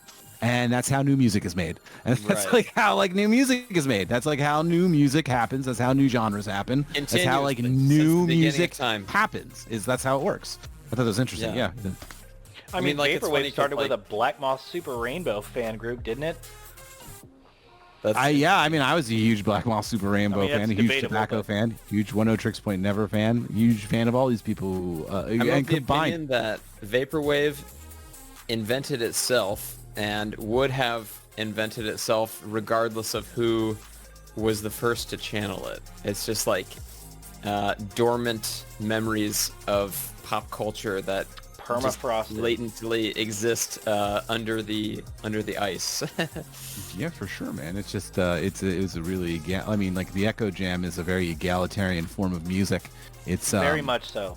Music back in the hands of the working makes me class. laugh when somebody tries to like claim it or like have like some sort of like I'm the definitive opinion Echo Jam haver of, you know, like of Vaporwave, or like I'm allowed to say that like it's over, or like, you know, the scene has like is done. Vaporwave is dead. I was there first, you know. It's just like I mean that's ridiculous, and most of the people who are saying that were absolutely not there first. Right. Like, speaking as somebody who was there first and there wasn't even a name for it at the time, no, I don't even like no, like I mean, that. Whoever said that is probably not there first. That's it's ridiculous. So you know what though, it's really funny. Speaking of the Echo Jam and yeah, well, like I remember, so Daniel O'Patton, when he talked about the Echo Jam, he said that the thing, he described, you know, how to construct, how anyone can construct this. You know, you take the pop song, time stretch it, you add the reverb, you add the effects, yada yada yada, and then he bookended that with, well, the portion of the song that the artist chooses to work with says something about the artist. I thought that was really interesting. You know what I mean? It says something about the person themselves. I like how he equated it to folk music too. He's like, it's that's right. That was in the same interview. He said, you know, like don't bootleg the Echo Jams cassette. Just make your own Echo Jams. You know. Like, I love that. I like that too. I like anything that gets people involved. You know what I mean? Somebody in the chat, quiz 0083. I need to ask again. I'm sorry I missed it the first time. Equip, what are your thoughts in Dungeon Synth and how it compares to Vaporwave? To be honest, I have not heard any Dungeon Synth that's really grabbed me. Really? I'm shocked by that. Nothing, huh? Wow. I would I'm like open to hear recommendations. I don't know enough. I don't know enough Dungeon Synth to has a give a Dungeon Synth side project, and so does Master Boot Record. I'd like to hear more of it. I'm surprised that I would have thought really, wow, kind of like glazed over for whatever reason. Man, that's shocking, because I would have thought that you would have known a bit about that because particularly with the interest in video game soundtracks, with the Equip project in general, that's really interesting to me. I kind of agree. That surprises me too. Sprung from the ground with no influence by like that genre at all. Yeah. When I was like getting into like metal and stuff, I knew about Mortis. And I know that he's done some kind of Dungeon Synth records. It's Mortis, because I've been calling him Mortis forever. Maybe it is Mortis. I don't know. Well, no, I like Mortis. Seems a little bit better. Wait, so my metalhead coworker called him Mortis. We're talking about the black metal, like, yeah, you know, the guy who dresses like the elf, right? Yeah. I always been calling him Mortis. There was a really funny thing on his website back in the day where he had like a frequently asked questions, and it was just like, it was very like tongue in cheek, and it was just like frequently asked questions. No, I am not related to the Lucky Charm guy. No, unbelievable. The Keebler elf. No. Forest. It would get really weird too. It was like, no, I have not left the band Mortis to join Danny Glover in his crusade against racist taxi cab drivers. Like, it was like really, really, really weird and really funny. But Somebody Mortis. sent me I didn't know that his name was Mortis. like one of my buddies like friends posted a meme of Mortis on like the album cover. I forgot what it is, but he's like up in the air with the wings, and I've seen. but they photoshopped jorts on him, you know, like cut off Oh, jeans, man. and like They put jorts on him? called it Jortis, and like tagged Jortis? him, and like he responded, and he was just like, "Fuck you."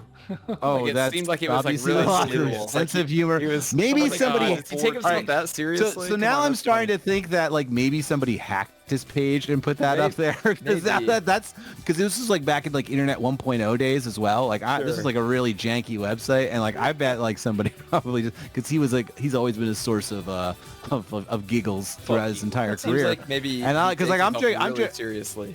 I'm like going back to like 2001 when I'm thinking of that website, and I just remember like me and my friends getting a little bit obsessed with him. He had like a bunch of like he had an album that was like sort of like electro pop-ish, and like there were songs that like can you smell the witch is over there, it's been 10 long years since I have smelled the witch, and I was like this is my favorite. That or Parasite God, that was like a big hit from back in the early 2000s, like 2001. They've got their Parasite God, yet they crucify me. Amen. Like the amen at the end of it was Quiz83 saying in the chat, dude is normally seemingly pretty self-aware, so the fact that Jortis is what pushed him over the edge. Jortis. He's like, I can So only good, take dude. so much. I know, He's I like, know. this lampoon has gone too far. Kevin, I have a I don't question know for you, man. what- Do you have any Sure. like go-to happy music or sad or angry music? Do you listen to various music based on your mood, and if so, I'm are there gonna any say examples? that Kevin listens to Mo Shop when he wants to feel better and wants to have happy music. You are 100% correct. I went through I don't know what it was about like last week. Kind of a bummer week. It wasn't quite nice out yet here in Chicago. There's a lot of gray days, kind of chilly. It was like after it had already been a little bit nice, and it wasn't. I hadn't had a drink since like last summer, and I went out with a friend. I was like, why not? You know, like maybe it's time. I went out and I had a couple drinks, and then I just like felt like shit like the next day, which was to be expected. But it kind of just like threw off my whole week, and I found myself listening to a lot of Mo Shop. Actually, that's Oh, how about that? Okay. I was So spot you don't on. like I was right. revel in the sadness. You find something happy to I lift you out don't. of it. I That's don't. good. I was just talking about this with a friend earlier about how I used to really like sad music, and I love like me and sad him music, man. were both really into Burial when that album Untrue came out, and I got like obsessed with Burial and just like kind of like I'd almost call it like emo electronic music. Holy Other? Just like I never got into the Triangle stuff really. Like that was like after I was already kind Shame. of out of that phase, but I remember that. Have you listened to? But I don't like sad music anymore. I just I think- don't. It doesn't click with me anymore, and like I have don't you- find myself listening to it when I'm sad. I try to listen to something happy. I just don't Good on really. Well, I think that you should go back and listen to Burial and listen to the new EP, Shock Power of Love, because I saw it's that he put out something new. Yeah. I haven't Shock listened to Power it. of Love. Oh my God, yeah, the song Dark Gethsemane. Oh man, you have to listen to Dark Gethsemane. It's not depressing album. It's not depressing song. In my opinion, the song sounds like a really fun. This song sounds like a curious journey through the night, and like you're stopping in clubs, you're running around with somebody. Maybe you are trying to dodge somebody or some authority figure and to get away from them. So like in the song, you hear people like, quick, follow, like come down here. It almost sounds like they're whispering to each other to get away from something, and then they end up in like clubs, and like you hear them dancing. You hear the song, and like the big refrain that keeps happening is, "We gonna shock this nation with the power of love.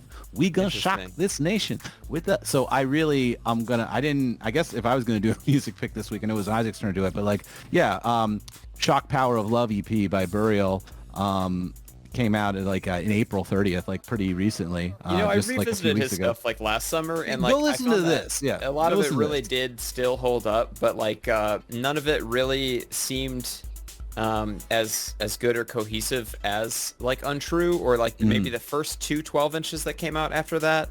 Yeah. I remember him doing like I think the ambient tracks like Beach Fires or something, like just being kind of like, what is this? Yeah, like I don't like. Yeah, that sounds like a little bit masturbatory when people just do things as like people will just like listen to whatever experimentation I'm doing. But I really can't. I really recommend the Shock Power of Love EP, particularly though the second song on it, Dark Gethsemane. Dark Gethsemane. Clearly, you didn't grow up religious. I guess what I like is... I didn't. Why didn't... I'm going to have to look that up now. Oh. When songs will have kind of like a more fuller spectrum of emotion. Like I'm down with sad parts, but I like to have like a major to minor switch, and then you have to listen to this song. Like you have to listen to this song. Okay. It's what right this is exactly right after the stream. This song, the second song on Shock Power of Love. Damn it! I really want to listen to it now. Shit. You should, man. It's like a little journey. I will, it's in really honor fun. of you. It's the whole song is a little journey. I promise I'll listen right you don't. I mean, just some suggestions. I wanted to bring up. What do I want to bring up?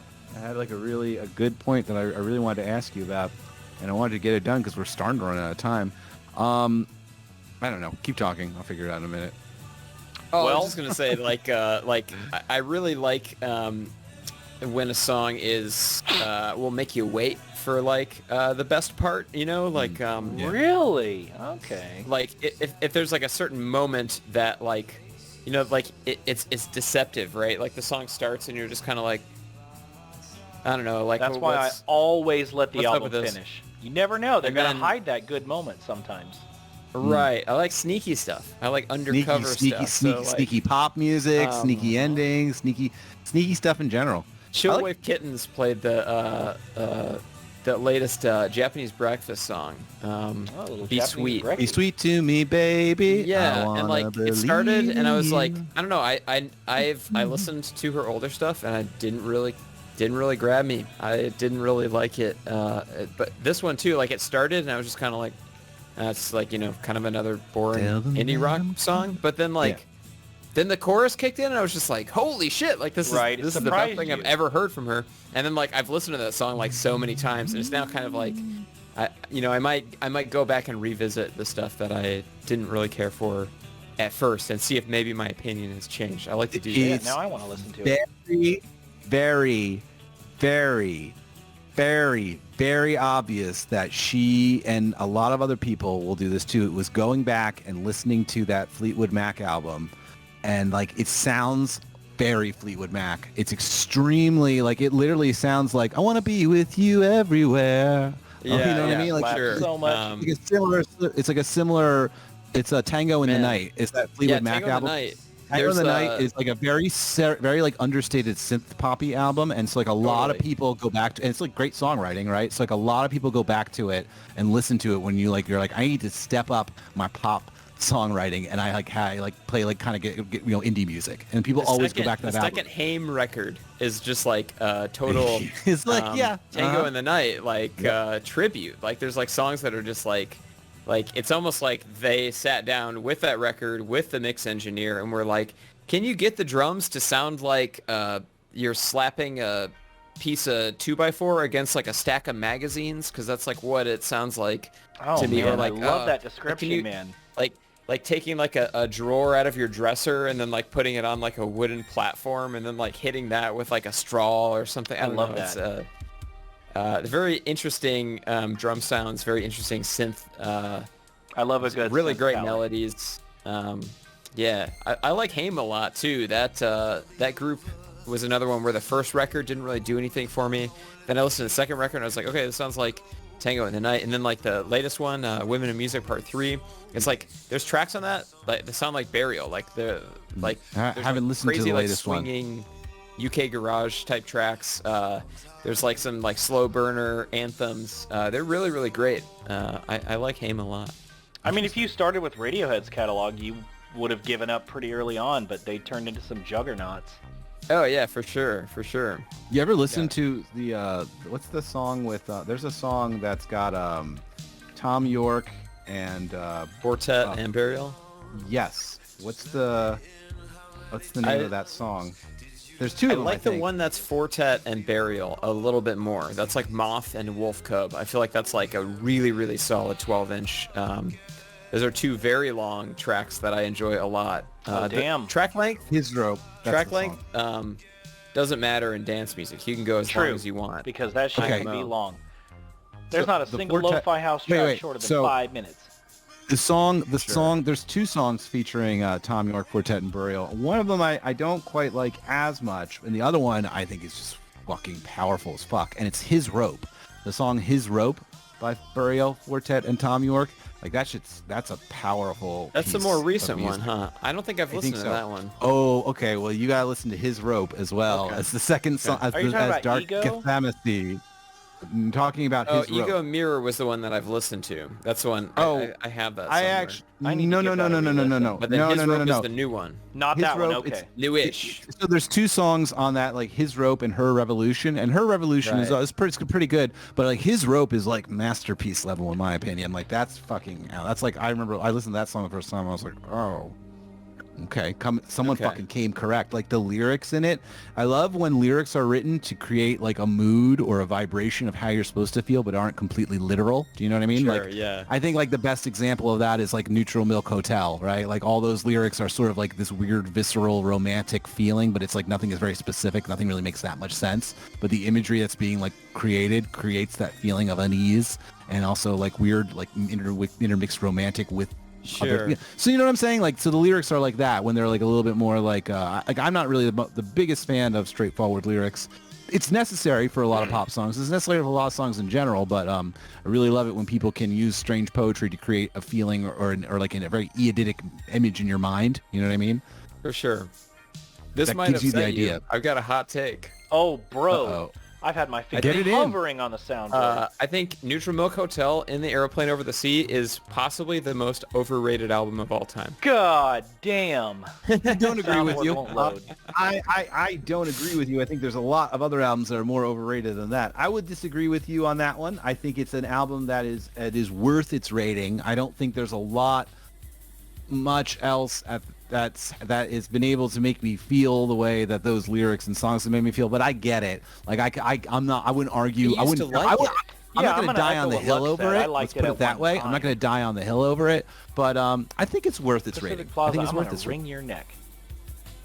But like I I think it's fair, man, and I think that's fair to say that though. Yeah, it's definitely you can make a strong argument in favor It's of what crazy you because just said. I used to really like that record, and Yeah. as time has gone by, I like it less and less, and it got to the point where like I would be working.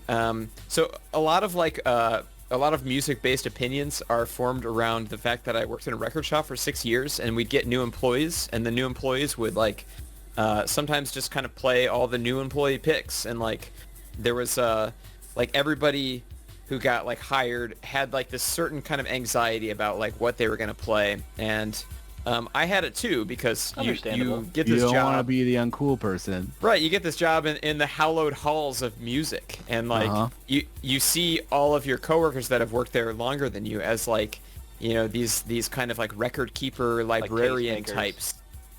Yeah, I mean, like they were cool enough to have worked there longer than you had worked there. So, yeah, I mean, like the more people would play that Neutral Milk Hotel record, the more I'd be like, you know what?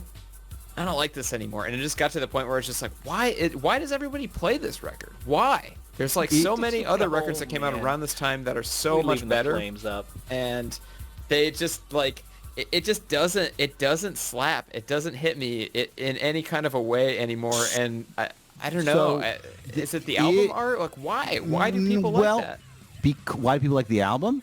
Because the fucking songs and the imagery slap really hard. Like the first time you hear those songs and like the lyrics are right up front, they're very uncomfortable, they're very romantic yet disgusting. It's very visceral yet full of heart. Like there's a lot of like, you can feel the feeling and the emotion of what's going on, and it's a lot of like very sad emotion. It's not an easy emotion either because it's not joy and it's not sadness. It's this weird gray area in between. And I'll die on the hill about this right now, is that motherfuckers can say a lot about other bands being better than Neutral Milk Hotel and such like that, but like no, that's really strong lyrics, dude. Like, and you know, what's like lyrics like you know, How you long to find his tongue in your cheek in an effort to find secret songs that you keep. It's like the idea of like having someone's tongue inside your throat and kissing them to figure out their secrets. Their secrets that are hiding in their tongue that they can't verbalize. So to put their mouth into yours, you know what I mean? They're not even to say like a kiss, not even to talk about a kiss, but like a French kiss, or like not even a French kiss, but like pulling the tongue out and having it in your tongue, swarming around like a fucking leech. Like that's why that album hits. That shit slaps. Sorry, gonna say that right now. I mean, that that's shit kinda hot. slaps, okay? Some of those lyrics are like disgusting, but also like extremely romantic, and it's very uncomfortable. And that's why people like to use that as their pick, because it is hard to like argue with that. And people can say a lot of other things. And listen, man, I'm not going to die on the hill over Neutral Milk Hotel. I don't listen to it as much as I used to, for sure. But I can understand. I can understand why it did hit me the first time I heard it. Yeah. Not many other lyrics are like that. And I mean, and not that's the many. beautiful thing And about even when music, people right? have, Don't let them take like, Neutral Milk Hotel away from you. Right. I don't. it's like, You know what? I don't fucking listen to it that much. People can fucking take it away if they want. I can't remember last time I listened to it. You know what I mean? Same with Kevin. It doesn't like hit me the same way it did when I was 16. Sure, but like also I've just listened to a lot more music since then, and also Right. guitar music isn't even the primary music I really listen to anymore that Yeah, much. Same. Yeah. I mean, yeah, it's crazy. I mean, the subjectivity of music and when you heard it and what you were going through when you heard it and where you were at in your life and like how were you able to process and draw parallels to your own life while listening to that music, I think plays into the experience of music so much. And yeah, I mean, it's just funny when you hear somebody say like, oh, the Beatles suck, and it's just like It's child never- youths have so much to learn. Child, from you, it's you just know, it's like- never somebody who's writing music half the time. It's not half Right. the time. It's like oftentimes like not someone who writes music, and it's oftentimes someone who maybe writes bad music. Yikes. Fellas, Sorry, dude. Like, you don't have to. It's not always. It's just often. There are, of Yeah. course, many exceptions. Of Right. course. Just the people who are the most vocal I often find are like that. And that's just what I often find. It's not true. It just is. Definitely. What did I want to ask? There's a really I keep figuring out that thing I wanted to ask you about, and then I lose it because we get on another interesting subject. But oh boy, I guess we gotta I was going to wrap it say, up do you soon, guys huh? want to go ahead and give it a wrap? I guess so. I don't want but to hey, either, anybody, but, why don't you we have know. any more last minute questions for Kevin? That's the thing about this show is like once we get going, like it just goes fast. It's like it's already yeah, I Danny feel like we thought just of it started. first. Neutral Habbo Hotel. Somebody said Equip presents Habbo Negative Hotel, Milk neutral Hotel. Habbo Hotel. Negative Milk Hotel. Negative. The Negative Gemini collaboration. Yeah, maybe. Well, one thing, maybe someone will come out with a last-minute question, but one thing we do like to do at the end of every episode, Kevin, as you know, because you tune in, thank you again for tuning in, is we like to do Always. a shout-out sesh. We like for you to be able to say whatever you want, promote anything you want, shout out anyone you want. You basically have the floor. Okay, I've got a couple of homies that are very close and near and dear to my heart, and they make, I guess you would call it just under the general sphere of like ambient experimental stuff. But got my homie Colin in LA. He does a project called Bryn. He works with Leaving Records, which is run by Matthew David of like Stone's Throw and that kind of Oh, wow. crew. Cool, man. Really cool, Good like crew. experimental, like drum sample-based stuff. Kind of a cool cacophony of synth sounds and samples, collage stuff. My homie Kyle in Portland, Kyle Lanstra. He makes really beautiful, like kind of like Steve Roach-esque, glassy, crystalline synthscapes. Really meditative and like meaningful synth ambient music. And my buddy Joe out in he's kind of near Providence, Rhode Island. He lives in Worcester, the home of polar seltzer water. Joe has a project called Bastion Void, and he runs a label called Moss Archive. And he's been putting out amazing. These all Wait, sound I know. great. Why do I know Moss Archive? That sounds very familiar. He's been around for a while. he makes amazing like sequencer synthesizer music, and he's been at it for a while. He had a project too that kind of briefly flirted with vaporwave called Looks Realistic. They released on Constellation Tatsu. He's got a he was in the band Gay Shapes. He has definitely. It's a tape on Orange Milk under shit, I forgot what it's called. Home. God, I'm so bad. I forget my friends' discographies. Okay, yeah. But yeah, check out Bastion Void, check out Kyle Lastra, and check out Bryn. I know Moss Shapes, and I definitely remember. I mean, not Moss Shapes, Moss Archive, and then I 100% know Gay Shapes. I remember that. Yeah. I had Joe on my. I'm just going All through the future discography Equips now. picks, Yeah. possibly on some mixtapes. I'm gonna interrupt for 1 second and say, Sure. in Rail, you don't have to listen to the Beatles. You are still a fabulous songwriter. You're awesome. I see We that love in it, Rail. Rail. We We were love it, saying Rail, does not listen to the Beatles. Not necessary. You can be a great songwriter without liking the Beatles. 100%. That's true. There's one of your exceptions right there. And Rail, excellent producer, fan of the Beatles. There's one of your exceptions. So Totally. I will grant. I grant exceptions. How could you hate on Rail? Well, no, I'm a I huge. mean, I'm a if you huge. just listen I'm to a huge fan of Radiohead, Rail. you might Lovable own character. all of Vaporwave one day. He listens Nathan listens to so much crazy music, so much cool stuff. Like, you know what I mean? Like you can't hit everything. It's I'm fine. joking. True. I'm a huge in rail fan. Oh man, a Lynn's Heaven song just came on shuffle. Rest in peace. All right, we got to get back to Kevin with We his do. picks, with more of his shout outs. Anything else, my friend? Well, I'm working on a Equip Dream of a Palace in the Sky remix project, and as I said, all three of those guys are on it. Very cool. I've got like remixes from Dan Mason, Windows 96, George Clanton, Negative Gemini, FM Skyline.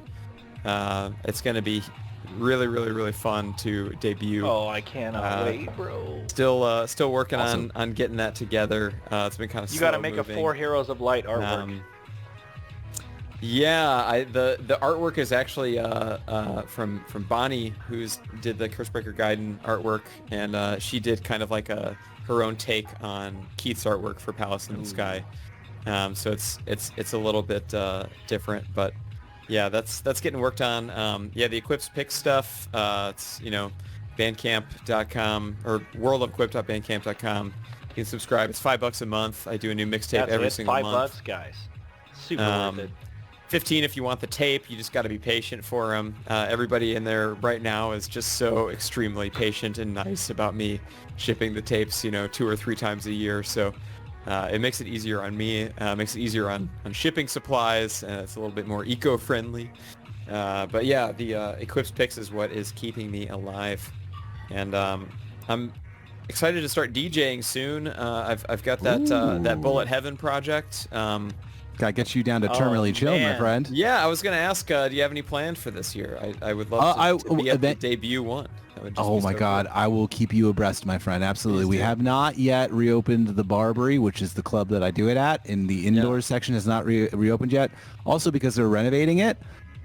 Once I get the go-ahead, once I can do... The other thing is I'm only going to do terminally chill when I can do it properly. I don't like half measures. I want like the full party experience. So like I don't want like limited availability or like no dance floor bullshit. Like I want this done properly.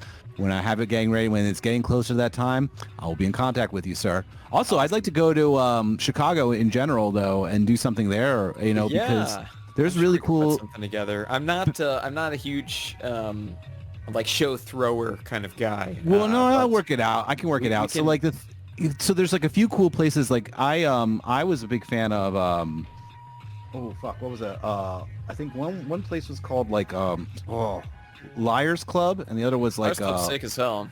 Liars I just Club went there is the other night. Oh yeah, Liars Club is very cool. And then there was maybe like Lost Bar was the other one I liked a lot. And Smart Bar is like big for kind of DJ events. There's a cool like kind of a loft venue on the south side called Dad's. It's a digital love art Chicago. demonstration space. I We've love got a hot Chicago. tub in the venue and How like a fun. VR What? setup. We'll figure it I out. We'll need to figure it go. out, buddy. That's so Yeah, fun. Well, once it is things awesome. are able to do proper shows, not the limited capacity stuff, I'll be on it. Absolutely, my friend. Yeah, I can't For wait. sure, dude. I can't wait either, man. I will be in contact with you, my friend. What? Thanks, Nauticus, for dropping that link so many times. Appreciate you. Okay. Nauticus, the homie. Really quick. Are we anything else you want to promote? That's about it. All right, cool. All right, I guess I will go next. So I, as for releases, I just had a song on the, songs from the Black Lodge, the Twin Peaks. Oh, Yeah. yeah. Twin Peaks one. I saw that. The Twin Peaks That was a compilation. mega I've got a kind of a jazzy synth song on that. Now the theme of that song is actually supposed to be like, I remember I wrote that song because I saw a lot. I remember the idea of people guessing of what the next third season was going to be like, having these blogs, paying attention, rewatching the show, going down this weird rabbit hole into looking for little clues to find it. So the song is supposed to be a soundtrack for those people because they've now basically entered their own version of Twin Peaks by like looking for things and creating mysteries upon mysteries. So it's like a little meta theme for that.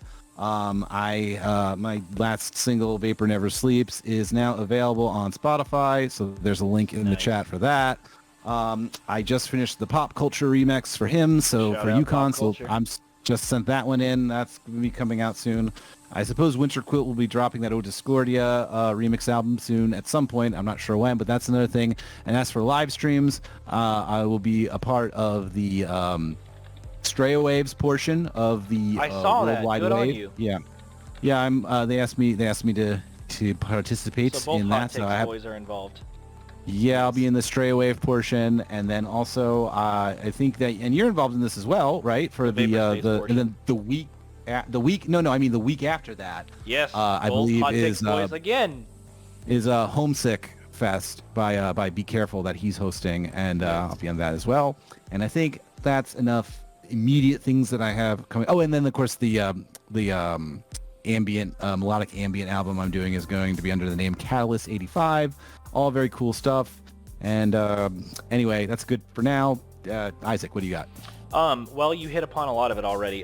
So coming up June 11 and 12, I believe it's 2 days, is Worldwide Wave, and that's a joint event between Vaporspace, St. Louis, Rosewood, Pocari Online, My Pet Flamingo, Utopia District, Straya Wave, and some other people that are escaping me at the moment. So my apologies to those people. Shout out to Straya Wave. Dr. Chris is going to be involved in that event. I'm on the Vaporspace St. Louis lineup with a Outrun Synthwave DJ set with visuals courtesy of Luxury Elite.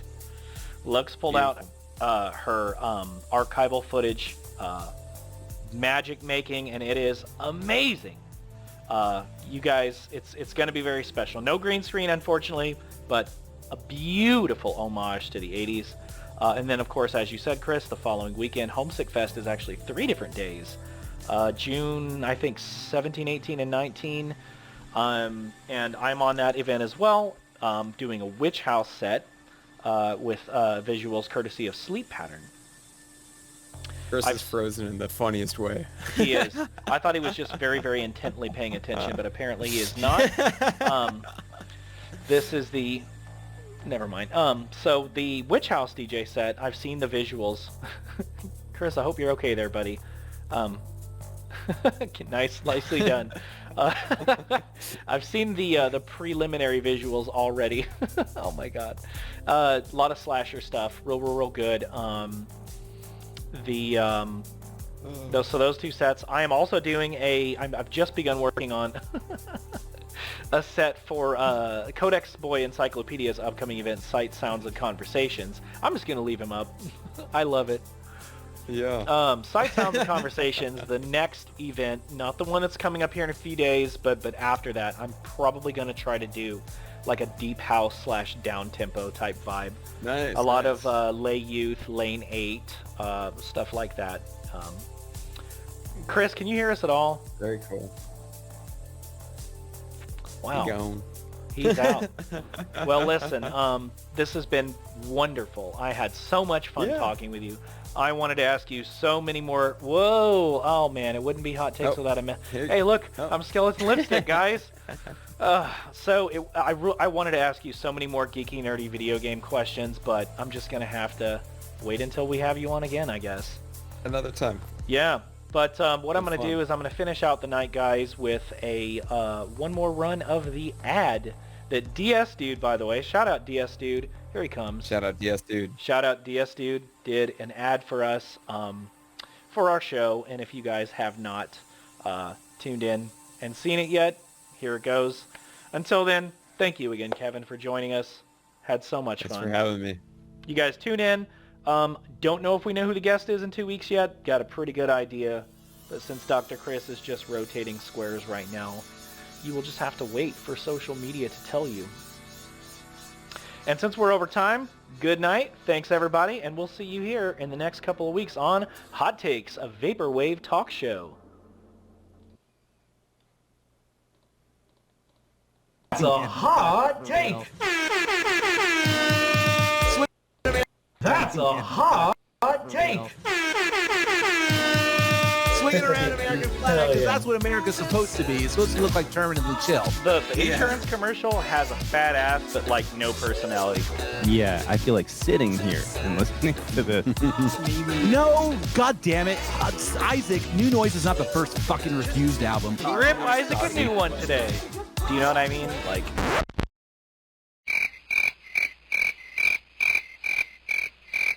Don't touch my records. Ever.